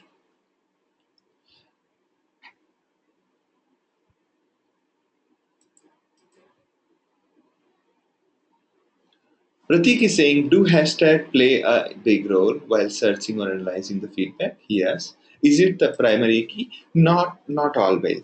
So as I was telling you, the hashtag is just one part of sentiment analysis. There are many more aspects to analyzing it. How does a third party get access to Facebook data on potential prospects? Does Facebook share such data or subject to privacy laws? So Soumya's question is very valid. Question is, does Facebook share data? Yes and not. There are few constraints which Facebook puts on you before giving you the access. Okay. And those constraints are such that all people need to install your app, only then they get data. Okay. So generally you can get a fair amount of data about yourself.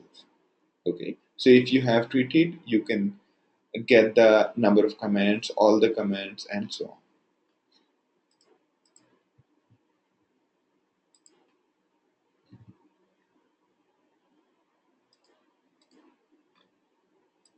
Okay, so in itself, the sentiment analysis is itself quite a big subject.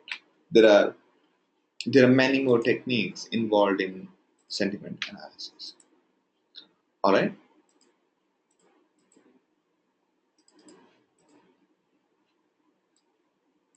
Okay.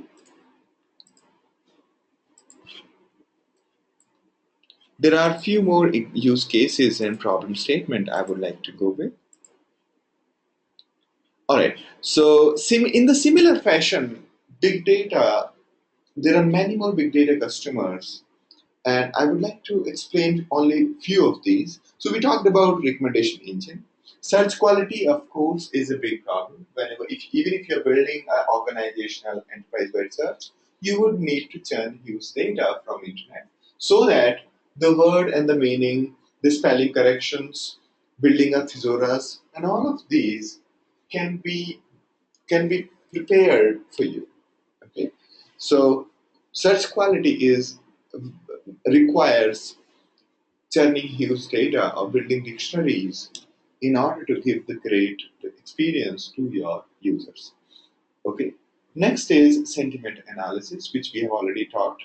Then A slash B testing. A slash B testing is sounds like a new term, but it is not. A by B testing, or we simply call it A/B testing.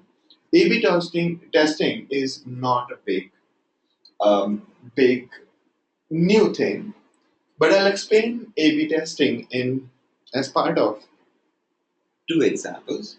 One, A/B testing is generally used in drug discovery and drug testing. So when the tests are conducted whether the drug is really useful or not, what they do is they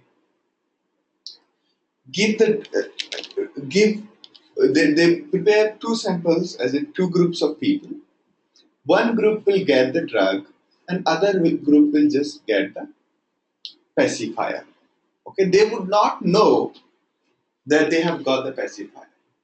Now, the behavior of both the groups are observed independently, and then the results are compared after few supervision of dosages of drug. Now, this would give us clear indicative whether the drug is working or not. Now, the same thing we do it in software engineering as well. So at Amazon, I'll give you the real example. The reason why you see an orange button is not because Jeff Bezos loves orange color. The reason why the buy now button is orange is because Amazon has conducted the A/B testing multiple times. Some of the users saw the button in purple color, others saw in red, and some saw in orange, and some saw in blue. And based on number of purchases done across the globe in couple of days, they zeroed down on the color of the button. It was found that the orange color has got the highest number of clicks. So this is how A/B testing is done in real world games. As of today, all of us when go to Amazon, we see different things. Why? Because every component on the website is running under A/B testing. A and B. A, control and treatment. So control means whatever the feature looked like earlier. Treatment means new changes to it. So only few users will see the new changes while rest of the people will keep on seeing the old one. Okay, and that's how the whole website. And if you look at the Amazon website, chances are what your friends see and you see is quite different. Okay, and based on this strong A/B testing over every feature of the website, the feature as in the title, the buy button, the prime feature, the ratings, all of these are a feature, and every feature has got many versions, and these versions bubble up or down based on their performance, and the performance is measured in terms of purchases, the time spent on Amazon's website, and so on.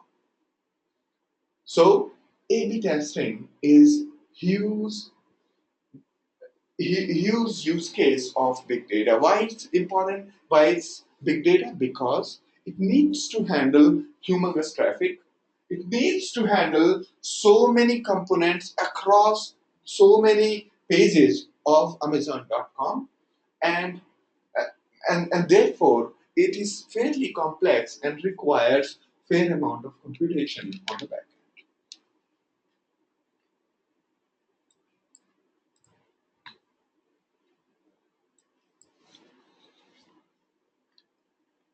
All right. So this is A/B testing. Did I make sense to you regarding A/B testing?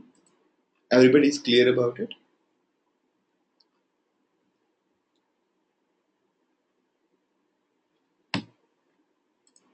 Great.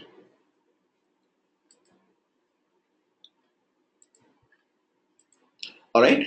A question from, okay. So only Kathy and Abru got it. What about others? Is it clear, the A/B testing part?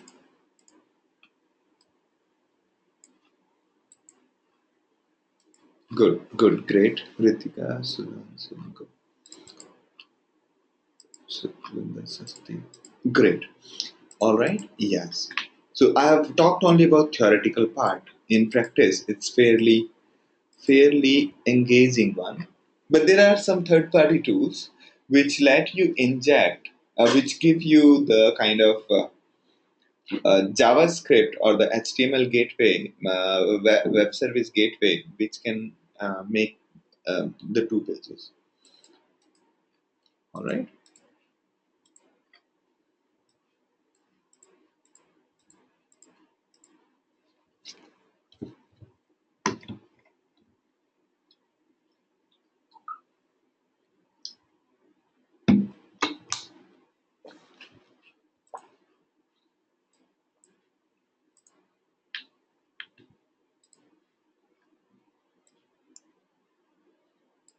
All right. Great. A question from Soumya. Let me just read it out to all. If you feel like answering, feel free to answer. What does negative and positive tweet analysis indicate? The same supporter positive tweet can put multiple tweets while a compliant negative tweets might be fewer, giving the wrong conclusion.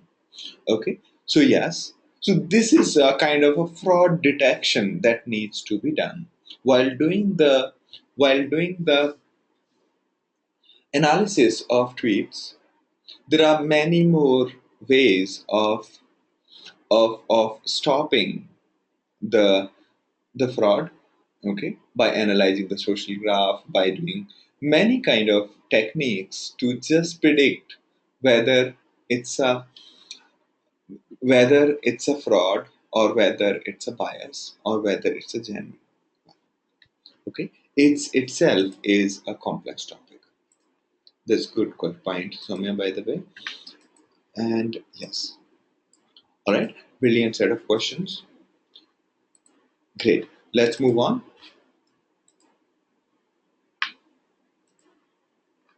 Okay, so in telecommunications, there are, of course, a great usage of big data, because everything about telecom is huge. Whether number of users, signal, everything is in billions. Therefore, everything, whether it's customer churn prevention, as in stopping customers from leaving you, network performance optimization, or calling record data analysis, analyzing network to predict failure. All of these four, or there are many more use cases. I was working with somebody from Abu Dhabi. There was one company. So they basically, even the configuration management of the equipment is a big data problem. All right. So for telecoms, everything is on huge scale. So, and same is the case with government and healthcare. Okay, so these are the few examples. There are many more examples of big data users, starting with ad networks and sensor analysis companies, and in today's time, it's also POS, point of sales guys whose point of sales is being used by millions of users parallelly. So, and there are many more use cases of big data as of today. All right.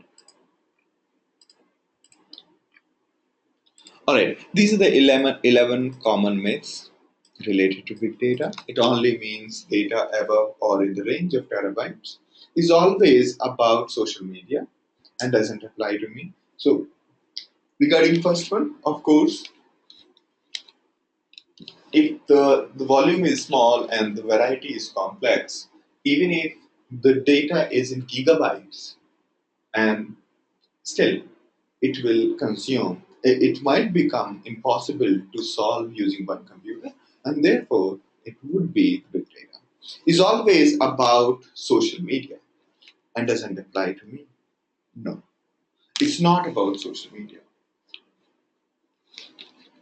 If you start capturing more and more data and you can figure out how to use that data, it'll apply to you. Next is it will replace EDW, as in it will replace, it's a common myth that it will replace the EDW someday. Yes, we all hope so, but EDW has got its own use case. For a smaller set of data and for smaller, as in when the data is far more structured and we need acid properties, as in we need consistency in the data, we, we would continue to use our relational databases. It's just a buzzword and there are no practical application. Okay, so no, it's not just a buzzword. There are many practical applications of the of the big data. Okay, uh, and it's a new concept. No, as I was telling you, even at the time when I was working with the Isha, we had been working on similar kind of cluster. So it's not a new concept. It just so happened that the tools like Hadoop and the papers which Google published were made public, right? And that's the reason why it was adopted by many. Earlier, it was a secret technology in the big houses, big technology houses such as the shop. It will be future? No, it is present. Is expensive? Not at all. It's only the people who are expensive right now in case of big data domains. Otherwise, the tools are open source. It's only the support cost that matters. Is only for data scientists or is a magic? No. It's actually for engineers mostly. For data scientists, yes, there are many other ways to use, but for data engineers, for various labels, the big data matters a lot. We have enough hardware and don't need anymore. It's not about hardware. It's more about software and the structure and the architecture. Okay, so the fact that in big data environment, it's basically about using your existing hardware because we are not talking about upscaling or vertical scaling. We are not talking about huge hardware. We are talking about using multiple computers together to solve your problem. Okay. Therefore, it's not about hardware. It's about utilizing existing hardware. We will build it when we need it. By the time you realize that, oh, you need it now, you will not have enough sufficient data for the use case. If at InMobi we had waited that someday we will come up with some idea and that day we will think about data. So we would never have the data about the logs, and if we had deleted those and we did not keep those, we would never generate recommendations so effectively. All right. And next is the most common one: big data is about Hadoop. No, there are many more solutions of big data than Hadoop. Okay, Hadoop is just one solution. This is a quick look at the trends that generally shows that there is a huge demand of people in big data environment. I'm not sure. This is around 6 months old, or more than a year old. Okay. A question from Soumya. So Hadoop is the open source equivalent to MapReduce usage of open source tool. Does it cause any issues on IP ownership of data collected and analyzed by any company? No. So there is no IP restriction on using Hadoop or any of the open source tools. It's so there is no, so the data is yours, ownership of data is yours. Hadoop is open source and public. You can bundle Hadoop with your product as long as you are not charging separately for Hadoop. Pratik's question is, so basically big data is used to analyze and predicting the idea. Do we use it where? Yes, we use it where money is involved, of course. Okay, all right. So you can see that the salaries are quite high, and that means there is a huge demand. Okay, now let's talk about big data solutions. All right. So there are many more than here. I've just mentioned four. There is SAP HANA claims to be, but since it's not open and publicly available, I'm not touching that point. So first one is Apache Hadoop and combined with Spark. So the Hadoop has been adopted as part of the Spark. Spark has been adopted as part of the Hadoop.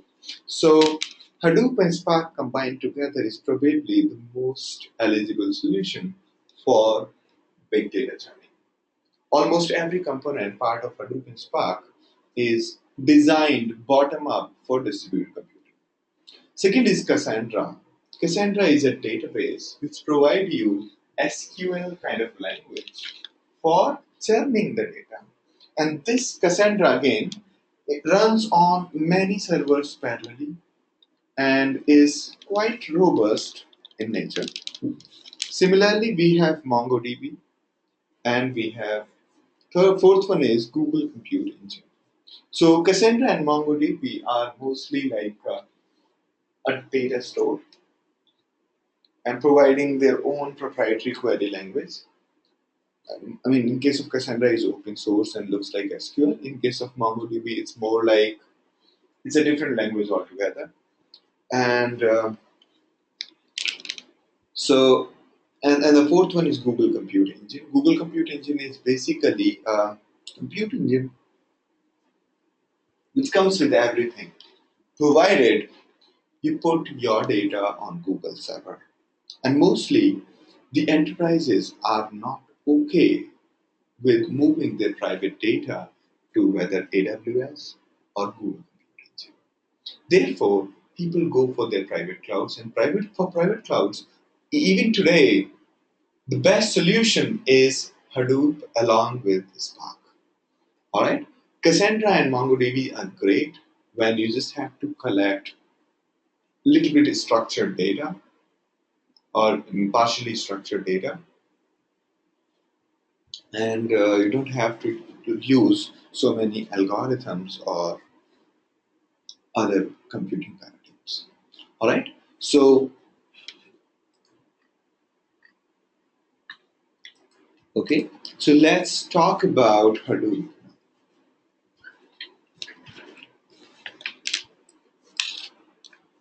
Okay, a question from Pratik.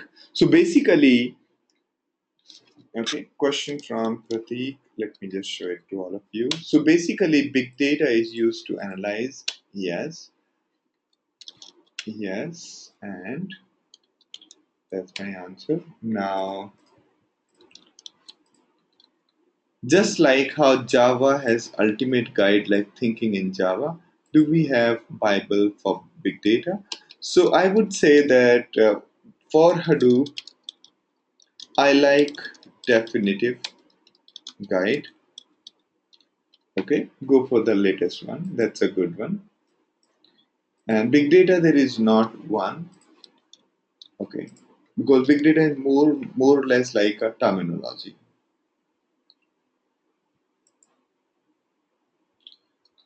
So okay, now I get the question from Pratik. Pratik's question is, do we use so big data? First, let me just correct it a bit.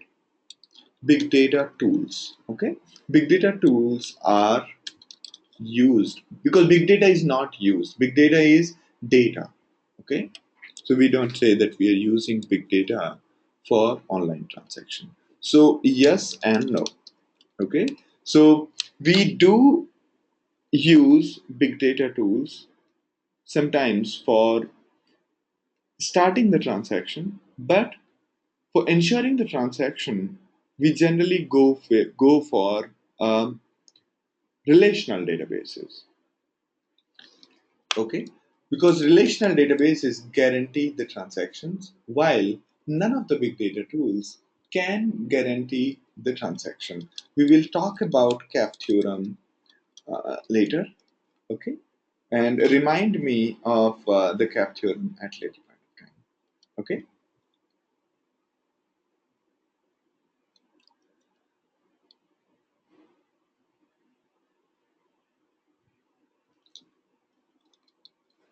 All right. Now, a question from Ashwin. Hadoop is used in banking sector? Yes, it does. So, as a matter of fact, at the companies like Visa, those are basically banking sector, but not for maintaining your account. Your account are best maintained using a relational database, but there are many other works that get done in banking sector,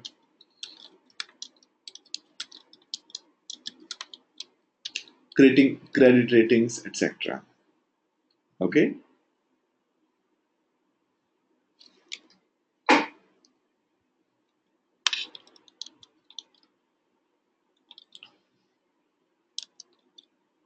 All right.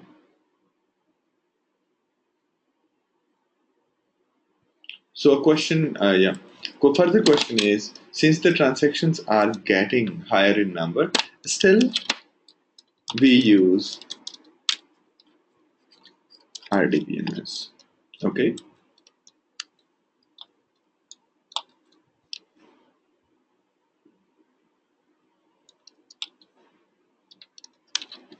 Okay. Question from Ravi. What is NoSQL and how it helps in resolving the big data? So these data store which we talked here, these are NoSQL data stores. Okay, so these are the new data stores which store data using many computers in parallel, and these are called generally NoSQL because they are not able to provide transaction guarantees as SQL databases do. Okay, so we will talk about NoSQL in chapter number 6, session number 6. So further, the same question from Vijay. Is big data also used in banking sector and an industry? Yes, it does. Okay.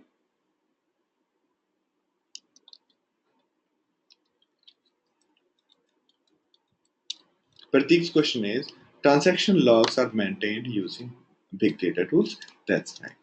The logs can be maintained using big data tools. That's right.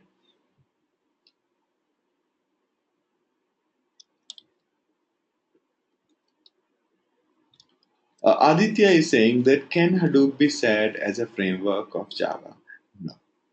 Unlike we had struts, we had the all kinds of frameworks in Java. It's not a framework in Java. It does not make your life easier. It does not make your work simpler. Instead, it solves big data problem. The problem that you can't solve using one computer. If your Java code is able to solve happily the one computer problem, if your Java code, if running on one computer can solve your your data problem, do not use Hadoop. Okay, do not use Hadoop. So Hadoop is mostly used. It's not like struts or any other framework like Spring or anything. No, it's not. It's more like a framework with which you can run or store data using many computers, run your program on many computers in parallel to solve big data problems.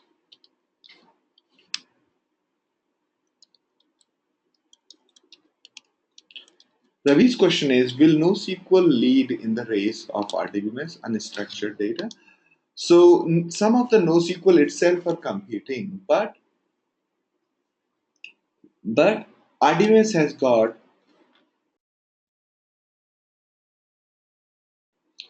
RDBMS still have got their own use cases. So it's very difficult to predict right now. So question from Vijay. Aadhaar card project from Government of India is another example of big data. Yes. As I was telling you about the government, yes. So, question from Soumya. How about credit scoring in banking, real-time scoring in using big data? Yes, it does use big data. All right, great.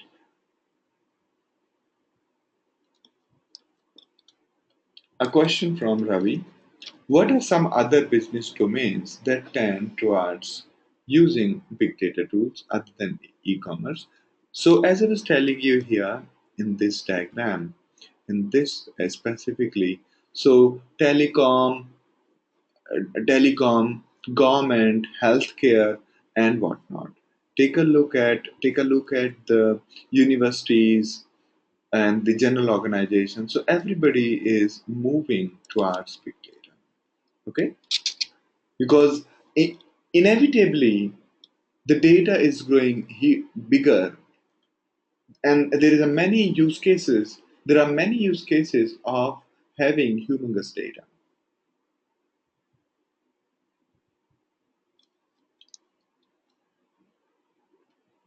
Okay, so a question from Yogesh: how it is different from Oracle Exadata? Exadata is not distributed. Exadata is not distributed. It's just bigger disk, bigger computer, and bigger RAM, and that's it. Bigger hardware.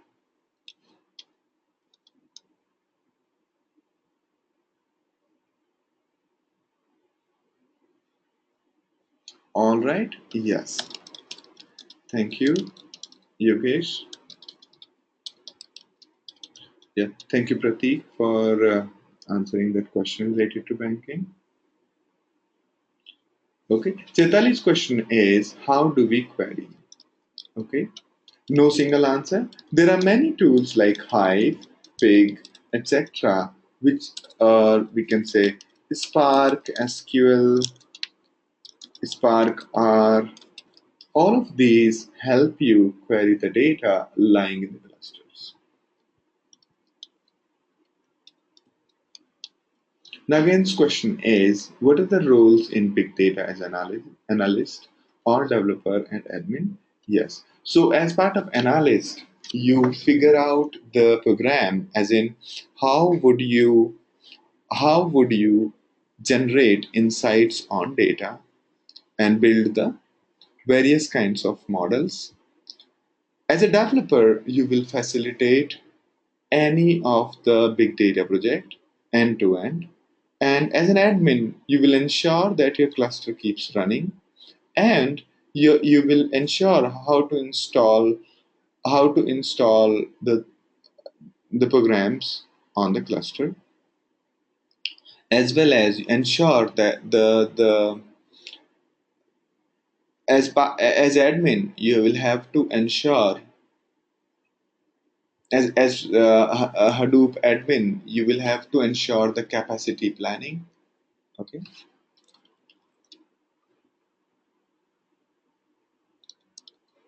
A question from Kulveer: how is Hadoop better than MongoDB? Because Hadoop provides a huge variety of tools. It's a big stack of tools, as you will see now.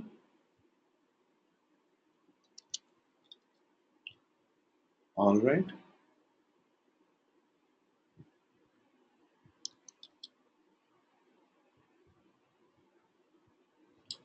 Okay. So, all right. So, in terms of, yeah,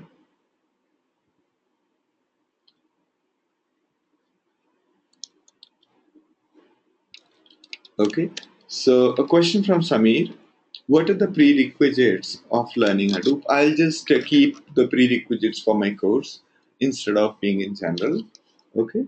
Basics of SQL would do good, and basics of SQL, Unix, and any programming language. Any programming language. Just basics. I just basics. Like for example, in SQL, what is general the structure of SQL? Like select star from this table, that table, and in Unix, you should be knowing how to create a directory using a command and changing to that directory and so on. Just the basics, and rest I'll take care. And any programming language, you should be knowing like the basics of data programming language has for loop, assignments, etc. Okay. Chetali's question is we use telecom fraud and revenge insurance. Great, great. So those can be moved to big data if the data is used. Yes. Is it used by government intelligence agencies? Yes. Yes. As somebody has pointed out already, Aadhaar in India and outside and a lot of data is being used for government intelligence agencies. A question from Avinash: if my entire data is available in RDBMS, how can I use Hadoop for analytics? You will have to copy the data using tools such as Scoop and then run. Safti's question is how the prospects of Hadoop in India.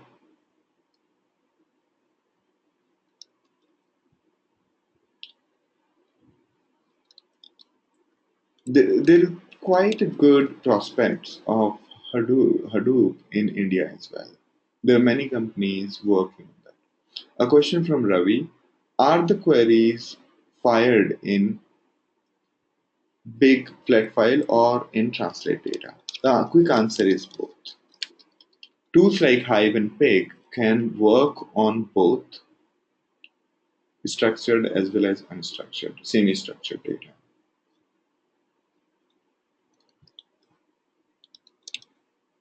So, question from Chetan: will knowing Core Java help in learning faster? Only map reduce in Java. So, map reduce is a concept we'll try to explain using Unix first, Unix command line. Then I'll try to use Python, and then I'll go with MapReduce in Java. Okay, so basically, MapReduce is a programming paradigm to solve any problem in a distributed fashion. How do you divide the logic on many computers?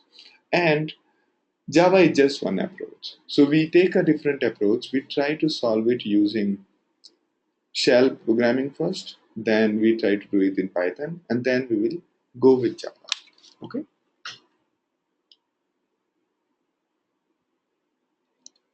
So Chaitali's question is Python needed for Hadoop? Ideally, no. But whatever is needed, you will get to learn during the course. Okay? Just stay tuned with the course. Alright? Can we use RDBMS for banking transaction, then move data to Hadoop? Yes, you can. Good, Kulbir. Great set of questions. Let me try to save it before I lose it.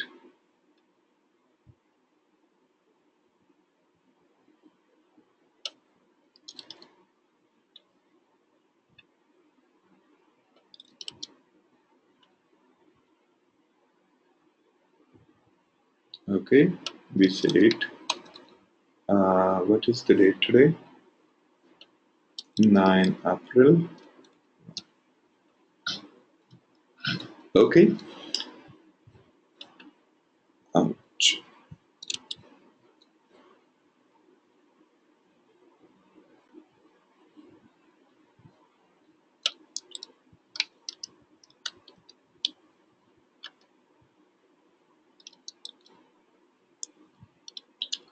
Okay. A question from Soumya is, what is the connection between machine learning and big data? Both use different frameworks and language and approaches. Okay. So big data is a term for big data. So question is, what is the relation between huge data and machine learning? Very good question. So machine learning means predicting the future based on the data, or doing the extrapolation of the data, right? When you have few data points, you plot a graph and start predicting the future. Okay, that's machine learning. That's part of machine learning. When this graph become complex, rather than two axes, it has three axes, or four axes, or five axes, and so on. Meaning more and more independent variables. Then the computation is complex. Drawing the graph is not possible for prediction of future, right? In those cases, machine learning is required. Again, if you have more data, you'll be able to do better prediction, and therefore, huge data means better prediction. Huge data means better machine learning. Huge data means if you have huge data, only then you can apply machine learning to get better results. If you have small data, few hundred records, machine learning does not make sense. Okay, because prediction is only possible when you have good enough data. Therefore, machine learning and big data go hand in hand because machine learning shows its true colors only when the data is huge, similar to recommendations. Recommendation is also called collaborative filtering. Yogesh's question is, can we move the changed data from RDBMS to HDFS after setting up initial structure of HDFS using Scoop? You can do that. There are the Scoop kind of tool do provide you the moving only the newly generated IDs. Okay. But you will have to build part of it. Sukhvinder's question is, would we be doing some yes? All right. But the real product, real industry related projects, we will be giving only if you finish my project, the project course completion projects. If you finish that, only then we'll be giving you real industry projects. What I have seen is people are using R to write algorithms and then they use it with Hadoop. How are they corrected? Yes, good question, Chetali. So what happens is people build their models using R. After a point in time, what happens is when the data starts growing bigger, you can't handle using R. The memory becomes the bottleneck, and therefore R can't handle bigger data. So you generally sample the data, build your model using R over that sample data, small sample data, and then you run the same R command over the Hadoop. Okay, so we'll explain to you that part how to run something.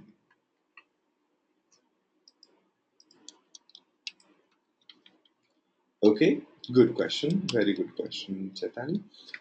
Now, a question from Chetan. Will it be good idea to archive and archive data between RDBMS and Hadoop? Yes, some people use it that way. It all depends what kind of data we have. All right. A question from Vijay: what is Shark? It was earlier version of Spark SQL, but now it has been replaced with the Spark SQL. What is Zookeeper? Zookeeper is a way of coordination between multiple computers. When the distributed computing comes into play, there's a plethora of tools. There's a variety of tools that emerge, and Zookeeper is one of those. When you have many computers doing the same thing, how does the coordination happen between them? And is that coordination really strong? As in, there is no race condition, there is no deadlock? And that's where Zookeeper is used. Zookeeper is used so that many computers can coordinate with each other. Hey, I'm working, don't work on this. That kind of coordination, right? I'm working on this, so nobody touches this. That kind of coordination is required. For that, you use Zookeeper.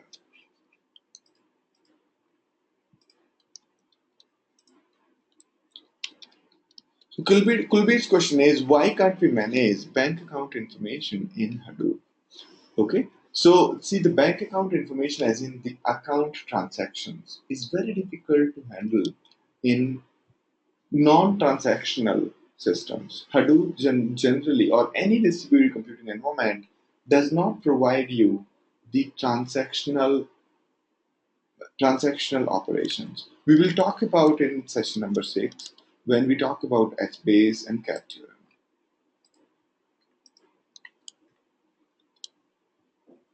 All right.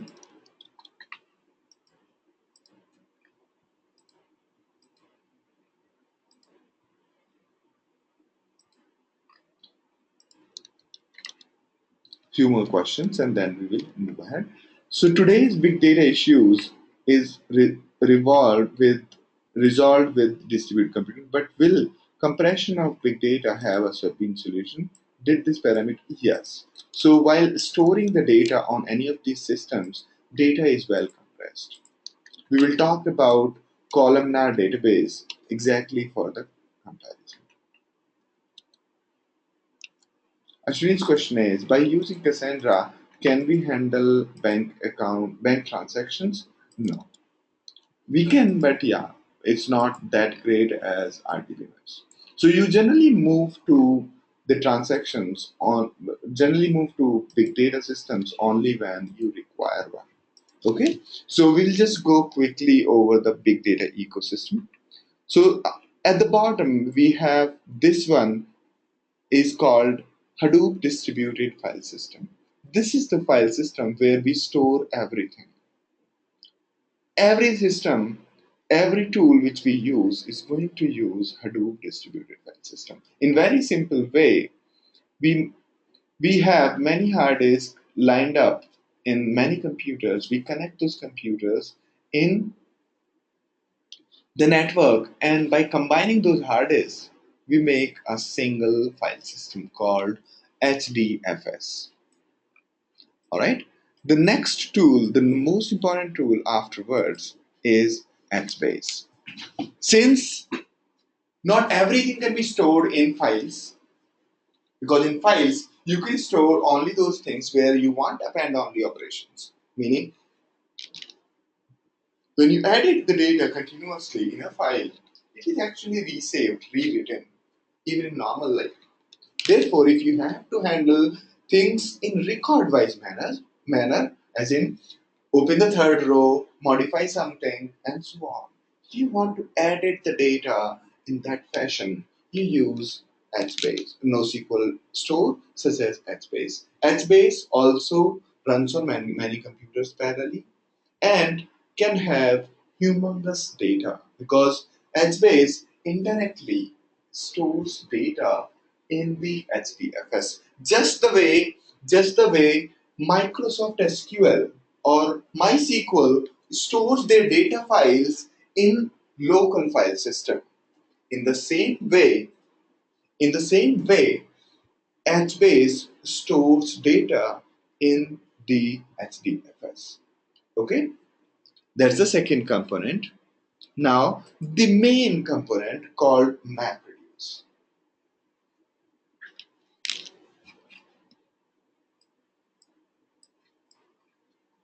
All right. I think I have skipped this definition. I'm really sorry for this. Okay. So, what exactly is Hadoop? Hadoop was created by Don Cutting and Mike Cafarella in order to solve their search engine project. They were trying to build their Google's kind of search engine, and they were stuck. At the same time, Google released these three papers: Google File System, Google MapReduce, and Google Big Table. So Dog Cutting and Mike Cafarella implemented those three papers as in they published their technical journal, and they had given the details of these three projects. Google File System became Hadoop Distributed File System, Google MapReduce became Hadoop MapReduce, and Google Big Table became HBase. And that's how Hadoop was born. And afterwards, Hadoop has got many components under the umbrella. It has become an umbrella of the products to handle big data. It's quite powerful and popular. It's open source with that too with Apache. Probably the one of the best licenses. Apache is a software license, and but one of the best licenses is actually Apache. It gives you complete freedom. Next is it's reliable, scalable, and for distributed programming. All the components under Hadoop umbrella have to be of these three properties: reliable, scalable, and for distributed computing. And it is written in Java so that it can run on many machines. Okay, so we talked about the first component called HDFS, which is Hadoop Distributed File System, and then NoSQL data store like HBase, and third is MapReduce. MapReduce is a computational engine. It lets you run your program on many computers simultaneously and let you churn data in a way that data is transferred minimally. Okay, meaning whatever program you run, it is taken to the machine which contains data. And that's the beauty of MapReduce. So MapReduce is a way of solving data related problems, or is a way of distributing the programming logic on many computers. So if you have a R program, you will execute R program. That R program will run on many computers in parallel and will give you the results. If you have a Java program, you can run MapReduce. So MapReduce is a paradigm, or MapReduce is a compute engine, and hence it's also called paradigm because you have to code your program. You have to build your program accordingly. The next is, since writing code for everything is not possible and it's like too repetitive, most of the work can be done using SQL. So Hive is an interface. It's like a thin layer between you and MapReduce. So you write the query in SQL. Internally, it gets translated into code and get executed on MapReduce. So whatever query you write, it gets translated into MapReduce. That's Hive. Hive lets you structure your logic in SQL. Okay, it's basically a variant of SQL query language. SQL means structured query language. So it's a variant of SQL called HiveQL. So you write your data churning in the form of query language, and that gets translated internally in MapReduce. Because not everybody likes to code, and not everybody has time to code. Therefore, it's Hive basically solves a lot of problem of data related issues. Next is data related problems. Next is Pig. Pig is very similar to Hive, just that Pig has come up with their own query language called Pig Latin. Instead of writing in SQL, you write in Pig Latin, and that Pig Latin gets translated into MapReduce. Now this pig Latin, why was there a need of pig Latin instead of Hive? It's just a little bit faster than Hive. All right. Next is Mahat. Mahat is a library of algorithms. It's like having a nice little library of algorithms for machine learning. Machine learning is prediction of the future based on the current data without any programming. And Mahat provides you great libraries for recommendations, clustering, and so on. Okay. So if you want to build a spam filter, if you want to build image recognition, you can use Mahat. All right. Next is Flume and Scoop.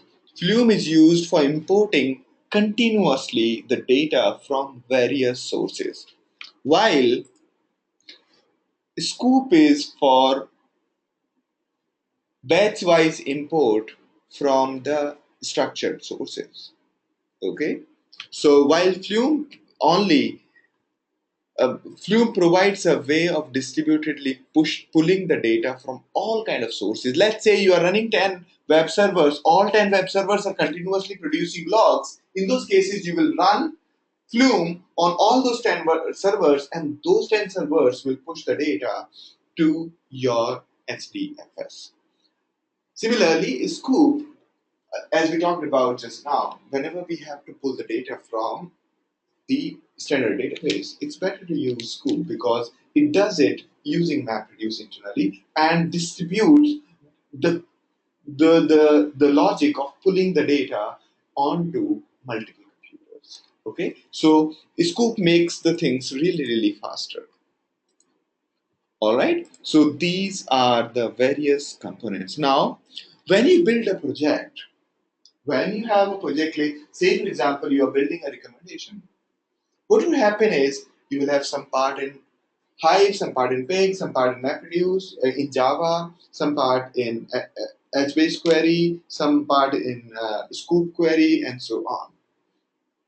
And to run all of them in tandem, to run all of these in conjunction, we use a workflow management like BPM softwares, like business process monitoring softwares, and that's where Uzi comes into play. All right. So now I would like to give you a quick demo of CloudX Lab. So you can basically use CloudX Lab for real life experience.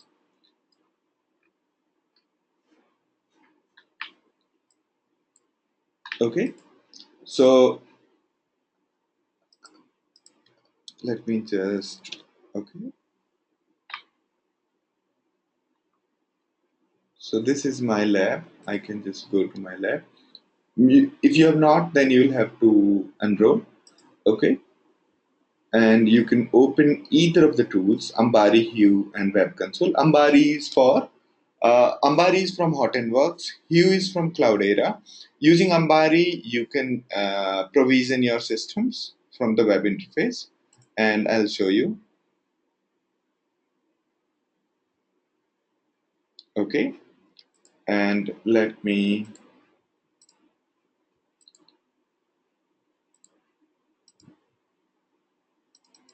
Okay, it's not letting me. Ouch. I'll have to pause my screen because I've changed few things.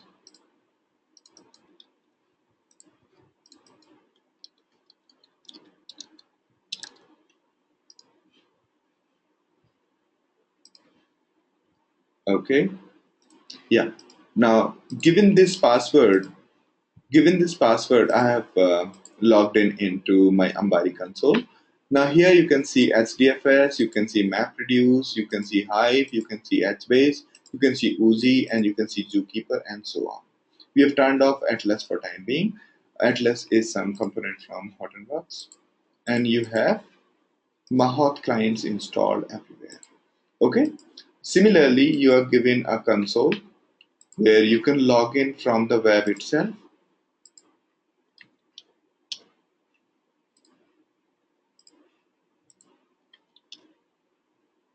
You can see that.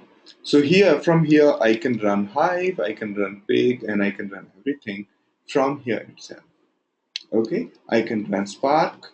if I want to run Spark, I can just say PySpark and I can start working on Spark. Okay, so all the components are available here. If I want to run Python, I can run Python from here. If I want to test something, yeah. One, okay. If I want to run Hadoop fs minus ls, I can do that from here, which is I'm interacting with Hadoop. So this is a cluster of Hadoop. It shows that there are 4 out of 5 data nodes are available and so on. Okay, we'll go through this once more, and you can also use Hue to interact with various tools. Okay, say for example, if you want to see how does HDFS looks like, so this is my home directory containing so much of data. Okay, this is my HDFS home directory. Hadoop distributed file system provides the file system like this. Okay, and so on. And using this, you can use all kinds of tools from here itself. Okay, so this is from Cloudera, and right, you have Spark and everything. All right.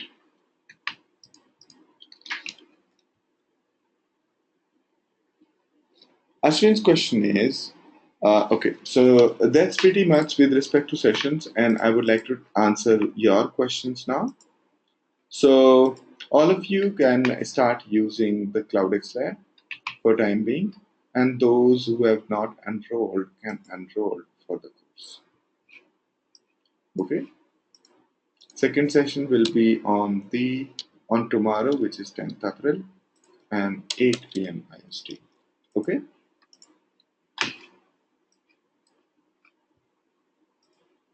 All right. I would like to answer your questions now. Okay.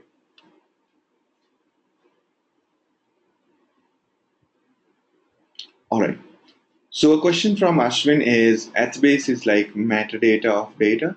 HBase is more like a database like MySQL or MS SQL. Okay. Just a little bit different. We will go into details later. Ritika's question is please repeat GFS. GFS is Google File System. Google File System is similar to what we have Hadoop File System. Google File System was Google's proprietary file system, and they just published a paper based on which Hadoop distributed file system was created. Ritika's question is, what is GMR? It's Google MapReduce. They published a paper, and based on which the Hadoop MapReduce was created. What is difference between Hive and HBase? Hive just converts query into MapReduce, while HBase stores data in the creates updates data in the form of tables. Pratik's question is Hive is like SQL compiler? Yes, kind of. It's an SQL kind of compiler and translate into MapReduce language. Yes. Can you run R in the cluster? Yes, definitely. You can run anything in the cluster. If okay. So R does not provide this functionality of running in the cluster, but Hadoop does provide you running any program in the cluster.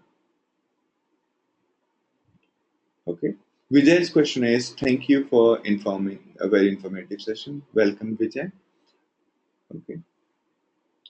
Sukhvinder's question is, Flume and Scoop are ETL tool. They sound like ETL tool, but they are more like transfer tools. It's for like transferring data mostly. Okay. ETL is done using Pig and Hive. Pig and Hive. Okay.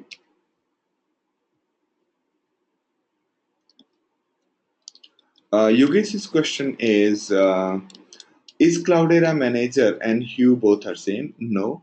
Cloudera Manager is used for installation. Okay, Cloudera Manager is used for installing Hadoop, while Hue is for using Hadoop. Okay, Hive, Pig, etc. Okay. Now the difference between Spark and MapReduce. Okay, So MapReduce, make sure that your program runs successfully no matter how much time it takes. Spark, Spark make use of RAM and tries to run your program as quick as possible. If it is not, it tries to give the error. Okay, so there is a difference between Spark and MapReduce. Spark is really, really fast. MapReduce is comparatively slower, and most of the things are these days. The only downside of Spark is it requires a lot of RAM. Question from Yingmi is that I'm not able to attend tomorrow's session. Where do I access the recording? Do you have your learning management in the LMS? So if you go into No Big Data and My Courses, so if you click on My Courses, you will see this one. And the videos right now are from previous session, but as and when we are recording, we'll be replacing these previous sessions videos with the latest videos. Okay. A question from Pratik is stock exchange is another field where you use Hadoop tools. Yes. A question from Kulbi. We FTP file to landing zones and then use ETL to load the data. Do this type of landing zone with Hadoop? Yes. So here, if you see, Flume and Scoop basically consider HDFS as the landing zone. Good question, Kulbi. A question from Pratik. Do we use Hadoop tools in Stock Exchange? If yes, then up to what extent? So it actually depends on individual companies. So Stock Exchange, they use for various kinds of situations, like archival of the older data, information of the companies, and so on.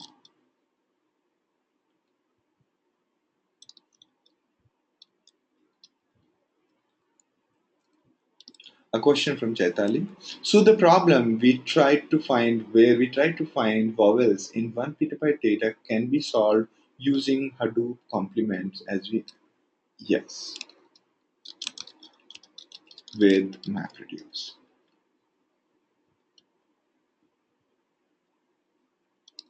So Ashwin's question is, what are the so if you have enrolled, there are two ways to get the this thing.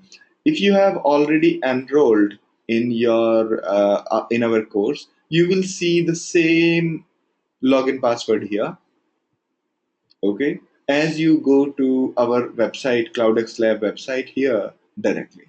Okay, if you have not enrolled,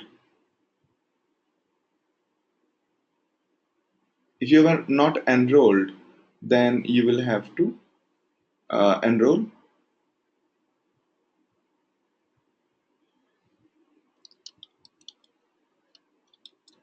Okay. Yogesh's question is, how do I access? Do I get? So you got you log in into your account? If you log in into your account, you will get that. Okay. If you are having any problem, just drop an email at support@nobigdata, and then I'll let you know. Okay. A question from Priyatam Priya. Uh, my CloudX Lab says your account is expired. Extend. No, I will get it extended. All right.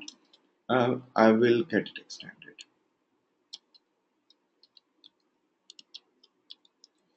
Okay, this is something I'll get it done. Okay, so the your last date has to be till this point. Okay, June 5, 8 p.m. IST.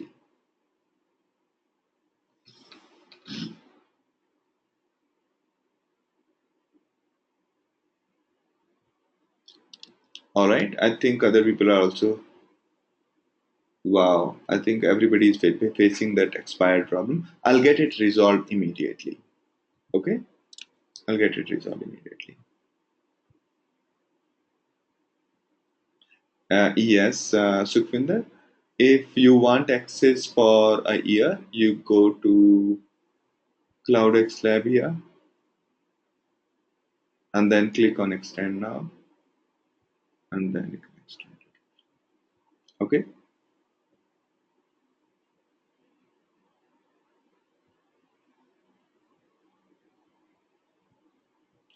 All right.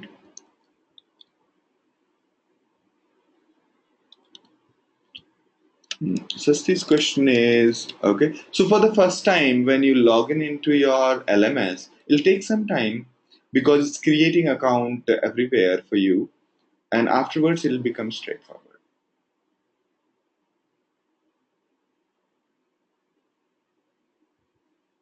All right, great. Uh, Thank you, Sume. I'm happy that you found the session useful, and I look forward to make your experience better from session number 2 as well. And I'll try my best to explain. All right, and have a good day.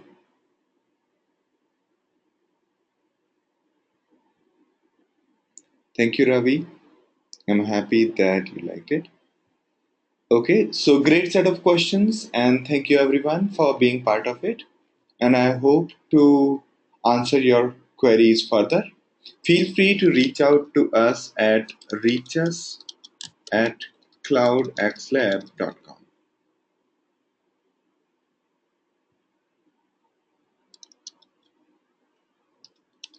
So Chaitali's question is, which course is more relevant, Big Data in Hadoop and Big Data in Spark?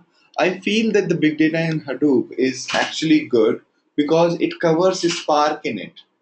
Okay, so it covers Spark pretty much that you can take it further from there. Okay, and also it covers many concepts behind distributed computing. All right. Thank you, Sukhvinder. I'm happy that you liked the session.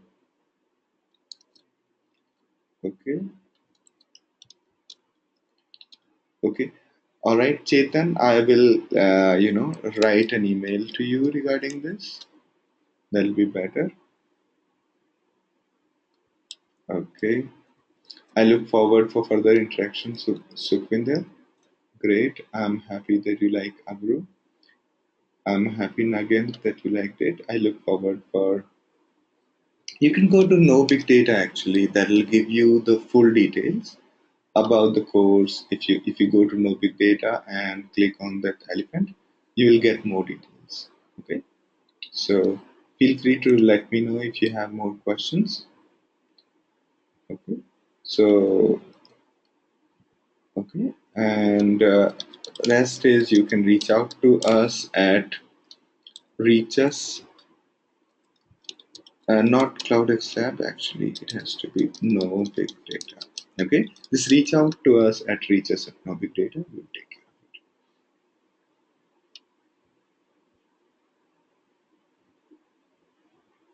All right, great.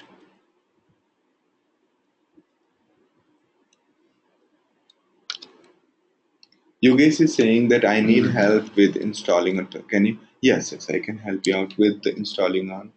You can basically go through the first session's installation document. That will give you a good idea. Okay, if you go here and here, you can see the installation instructions you see here. That one will be good. Okay, and then there is another. If you are planning to install on a cluster, then this particular documentation will be good. Okay.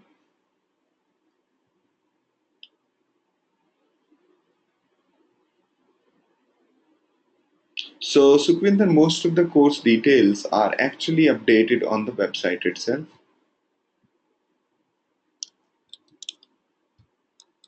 All right. I'm happy, Pratik. It was probably the best compliment I've got, and I'm happy that I could answer your questions.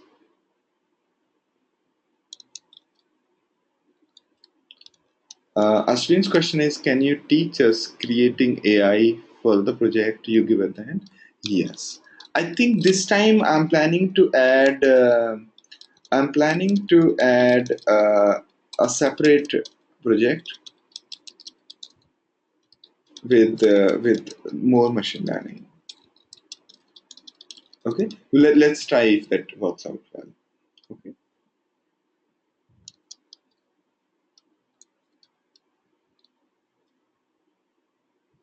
A question from Nagendra. It's quite suggest. I would strongly recommend you to go with ETL if you're working already. Go with Hadoop if you're going with ETL, because half of the work with big data developer is actually ETL. Okay, it's quite correct. Okay, thank you, Chetan. You like the session. Thank you, Kulbir.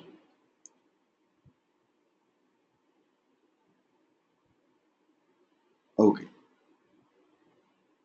so we'll have two, three projects. One will be related to the Mahat. Okay, where you have to build the recommendation. Other will be sentiment analysis. Those are the two projects that we have planned, and let's see if we can come up with few more.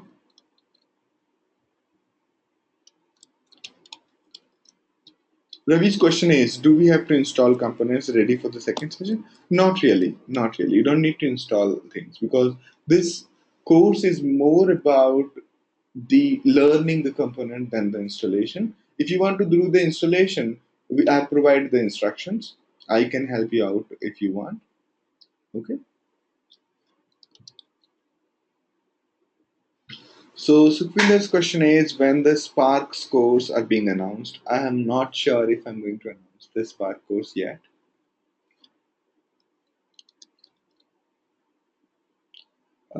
So this part, installation, I'm not going to cover as part of the course, because it's more like it's not a administration course.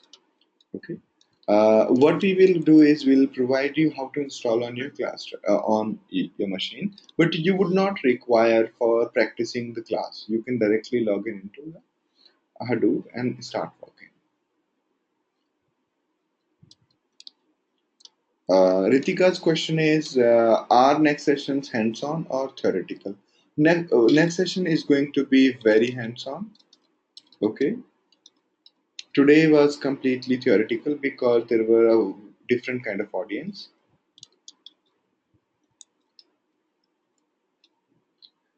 I'll be handling all the courses. Okay.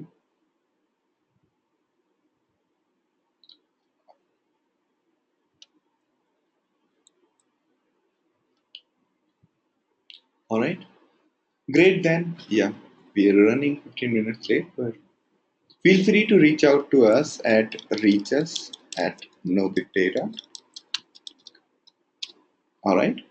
And whatever questions you have, please shoot. And the problem related to session expired, I'll get it resolved immediately after the session. Okay. All right. See you tomorrow at the same time at 8 p.m. IST, and I think 10:30, yeah, 10:30 a.m. EST. All right. Bye bye. Have a good day.